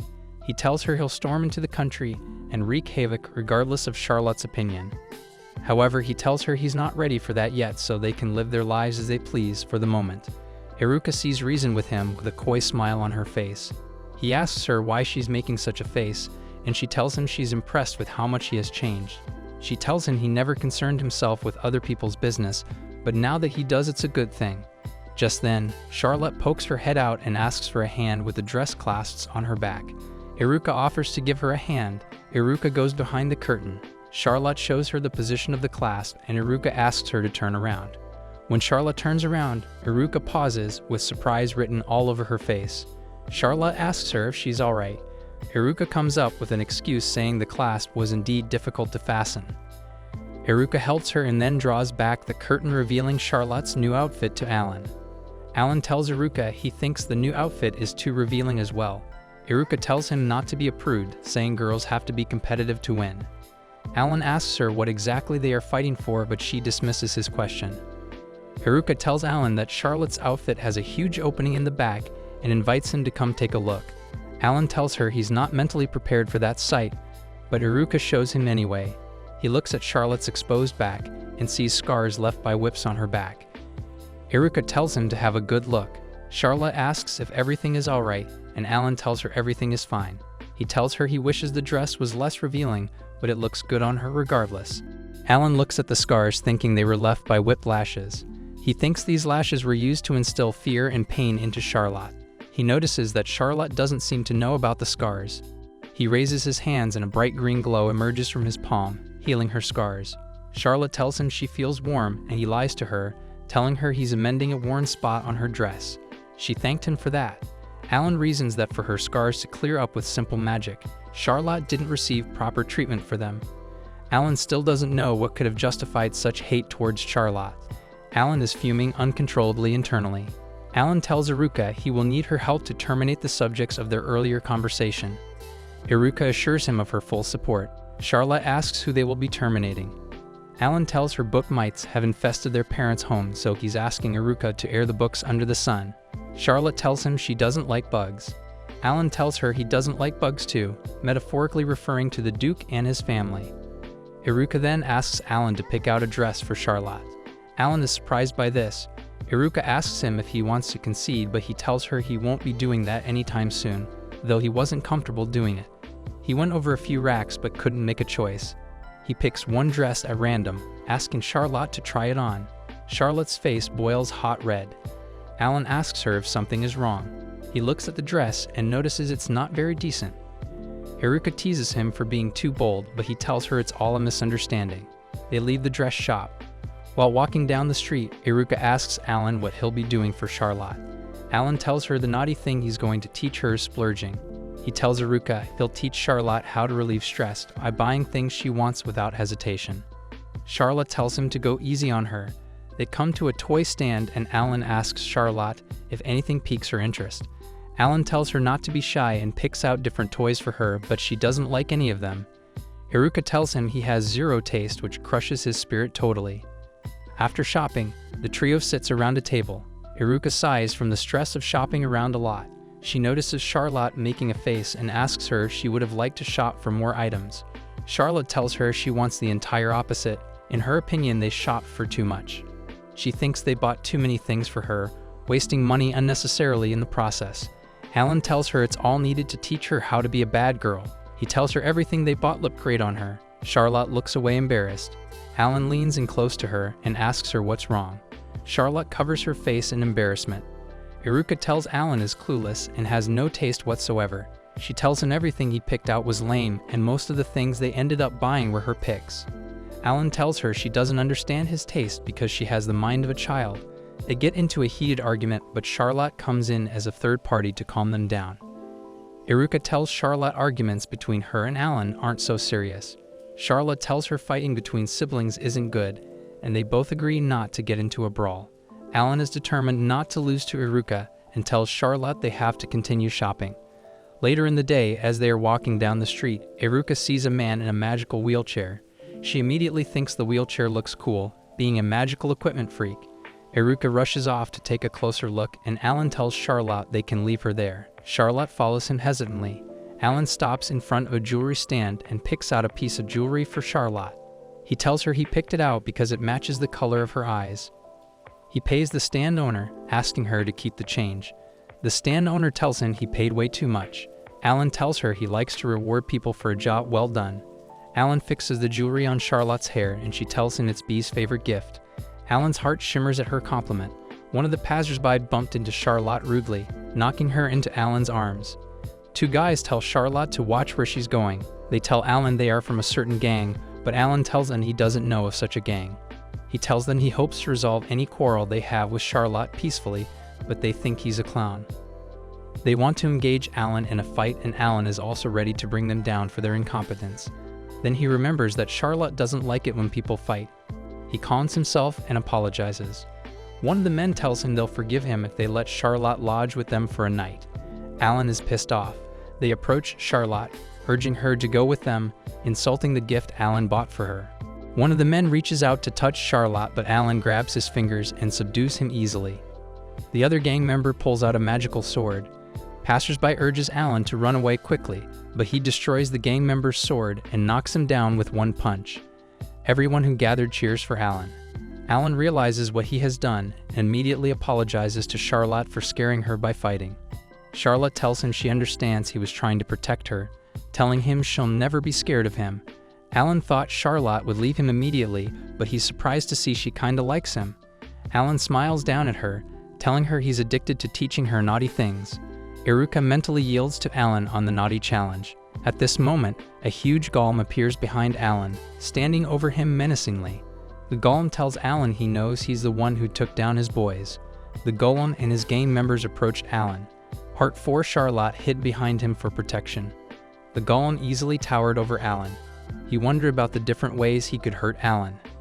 Alan walked up to him without a care in the world. Charlotte was scared for him, but Alan calmed her fears. When he got close enough to the golem, he asked him if he was Megath. The golem asked him why he cared. Alan confirmed he's indeed Megath. He tells him meeting him is nostalgic because he hasn't seen a Megath in years. He taps Megath lightly, laughing cheerfully. Megath is immediately angered and punches Alan, telling him he doesn't know him. Alan is unfazed by the punch, only the force of it moves him back an inch. Alan tells Megath he has a poor memory. Alan introduces himself to Megath. Megath immediately bows down. He apologizes to Alan with fear and trembling for not knowing who he was. The gang members think their boss is a weakling for apologizing. They try to rile him up and get him to fight Alan. Megath immediately silences them so they don't provoke Alan further. Charlotte is confused by what is unfolding. Iruka comes out of the crowd to join her. She explains that her dad is the chairperson of the biggest magical academy that Alan attended. She tells Charlotte Alan graduated from the academy at the age of 12, making him the youngest in its history. She tells Charlotte the academy employed Alan as a teacher right after he graduated because he was a prodigy. Megath continues to apologize to Alan, calling him the Great Demon Lord. Charlotte asks Iruka about the name and she tells her it was Alan's nickname when he was a teacher.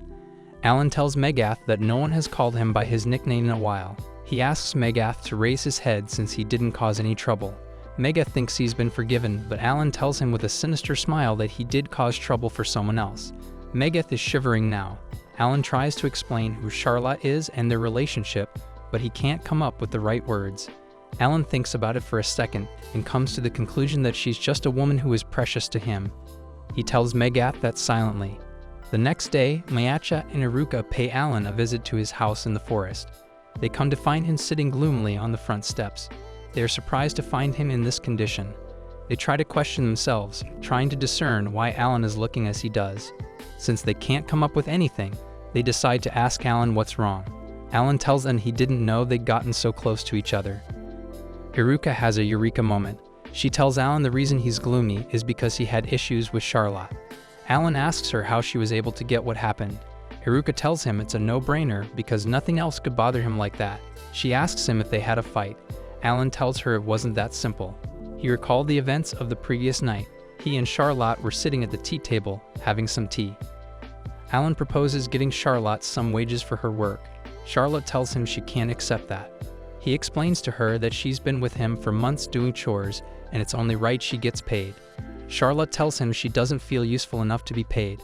Alan explains to her that she does more than just clean the house, and she deserves compensation for her work. She asks Alan if he's sure of his decision. He tells her he's certain, and she finally accepts her pay. She thanks him for the pay. Alan tells her she shouldn't save it but use it to get whatever she would like. Charlotte tells him she doesn't have anything special. After thinking for a bit, she comes up with something. Alan is eager for her to tell him. She tells him she would like to go to town alone. Back to the present, Alan is regretting his decision to let her go alone.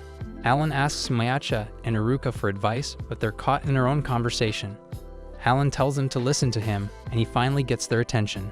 Iruka tells him she doesn't expect such behavior from Charlotte. Alan tells her she immediately took back her request, but he encouraged her to go ahead. Back recalling the events of the previous night, he tells her he can make her wish happen with his magic. She thanked him for accepting.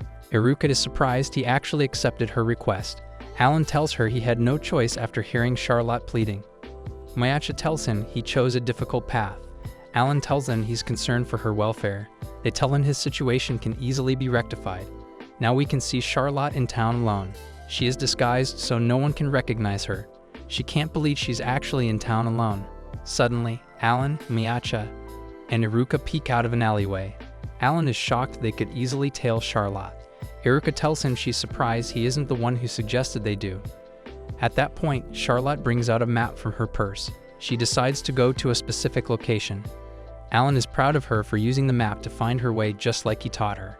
Charlotte walks away and they heave a sigh of relief that they weren't found out. Iruka asks Alan why Charlotte decided to go to town alone.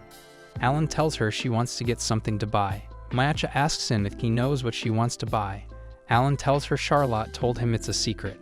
Mayucha and Iruka are shocked Charlotte didn't tell him. Alan is happy she is now becoming her own person by keeping something secret. Iruka and Mayucha are worried that Alan is getting creepy. Charlotte walks around, not sure of where to go. Alan tells Iruka that Charlotte doesn't seem to know where she's going. Iruka agrees, saying she looks lost. Alan tells her that could be a problem. Charlotte looks at the map and looks around. She is not sure of her direction, but she starts moving regardless.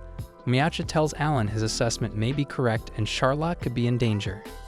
Alan asks her what she means. She tells him judging by the direction Charlotte is going, she could end up in the Mirrored District. The Mirrored District is a dangerous district controlled by a gang called Serpent Fang. The leader of the gang is named Grow, the Viper Charmer. Alan is alarmed by this. Iruka asks him what they can do. She suggests she can bump into her and act as though it was an accident. Alan tells her not to bother. He tells her since it's Charlotte's first adventure, they shouldn't butt in. Alan announces he has something to take care of. He leaves Mayucha and Iruka to take care of Charlotte and runs off. They tell him goodbye. They keep an eye on Charlotte, wondering what she's looking for. They notice she was approaching an unsafe area. Mayucha wonders what map she's looking at. Charlotte arrived at crossroads. Mayucha was scared of her taking the path to the left. Charlotte looked at her map and took that exact path. Iruka wonders where Alan went. Charlotte looks around and can't discern where she is. Suddenly, several men approach her. Mayucha and Iruka are scared for Charlotte. Charlotte is now completely surrounded by the Mirrored gang members. Mayucha and Iruka want to rush to Charlotte's aid, but they stop immediately when the gang welcomes her. They throw a pseudo-welcome party, and Grow introduces himself to Charlotte. All the gang members welcome her and Charlotte is surprised by this. Mayucha and Iruka can't make out what's going on. Alan suddenly comes back at that point. Iruka asks him where he has been. He tells her he went ahead and taught the gang members a lesson. He tells her he told them to treat Charlotte properly. Mayucha notices the gang members are beaten up. Charlotte asks them if they are fine. They are surprised she noticed they were injured. She presents the leader with a magic potion to heal their wounds. They are all moved to tears, and they bow to thank her for her kind gesture. Because of her kindness, they all vow to change their ways and live honest lives. Charlotte tells them they thank them enough. Alan praises Charlotte for earning the trust of the gang members. Ro asks her about her relationship with the Demon Lord. She asks him if they know Alan. They almost tell Charlotte what Alan did to them, but their leader stops them in time. Alan was ready to swing into action if they leaked the secret. Iruka tells him they were really threatened. He tells her he showed them his magic. Charlotte begins answering Grow's question with Alan looking at her from an alleyway in anticipation. She tells Grow how Alan took her in since she didn't have a home, so she concludes that he's her master. Alan is disappointed by her description of him. The gang members think she was threatened with submission. Grow thinks their relationship doesn't seem right. Alan is angry by their words, but he understands their point of view. He thinks she's too kind and modest for someone like him, who's known as the Demon King. Charlotte assures the gang members that Alan is a misunderstood gentleman. The gang members can't believe their ears. Charlotte tells them Alan also teaches her naughty things, but they get the wrong idea.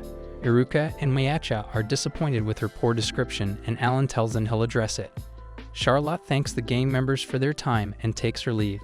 Alan is grateful she wasn't harmed. Mayacha brings it to his attention that Charlotte is heading further into the dangerous district. Iruka tells him there are more dangerous squads in that area. With a coy smile on his face, Alan tells them there's nothing to worry about. Iruka hopes he won't be going ahead to pull that same stunt again. He tells her all he has to do is take control of the whole area. Iruka thinks he made a dumb decision. Alan goes through the district taking down different squads. Iruka and Mayacha do the same. They walk through the district easily, and eventually their brutality ends. They defeat all the gangs to ensure there's no threat to Charlotte. Iruka asks Alan if there's any need to watch over Charlotte now that they cleared out the district. Alan tells her she's on the right thought process, but he doesn't agree with her. She tells him Charlotte probably doesn't want him to know what she wants to buy. Alan is a bit hesitant regardless. Mayacha offers to watch over Charlotte alone. She tells Alan and Iruka to wait until Charlotte completes her shopping. Iruka thanks her. Alan and Iruka sit at a table, having some tea. Iruka asks him a question, but his mind is somewhere else. At that moment, Mayacha returns and tells them Charlotte has completed her shopping without a hitch.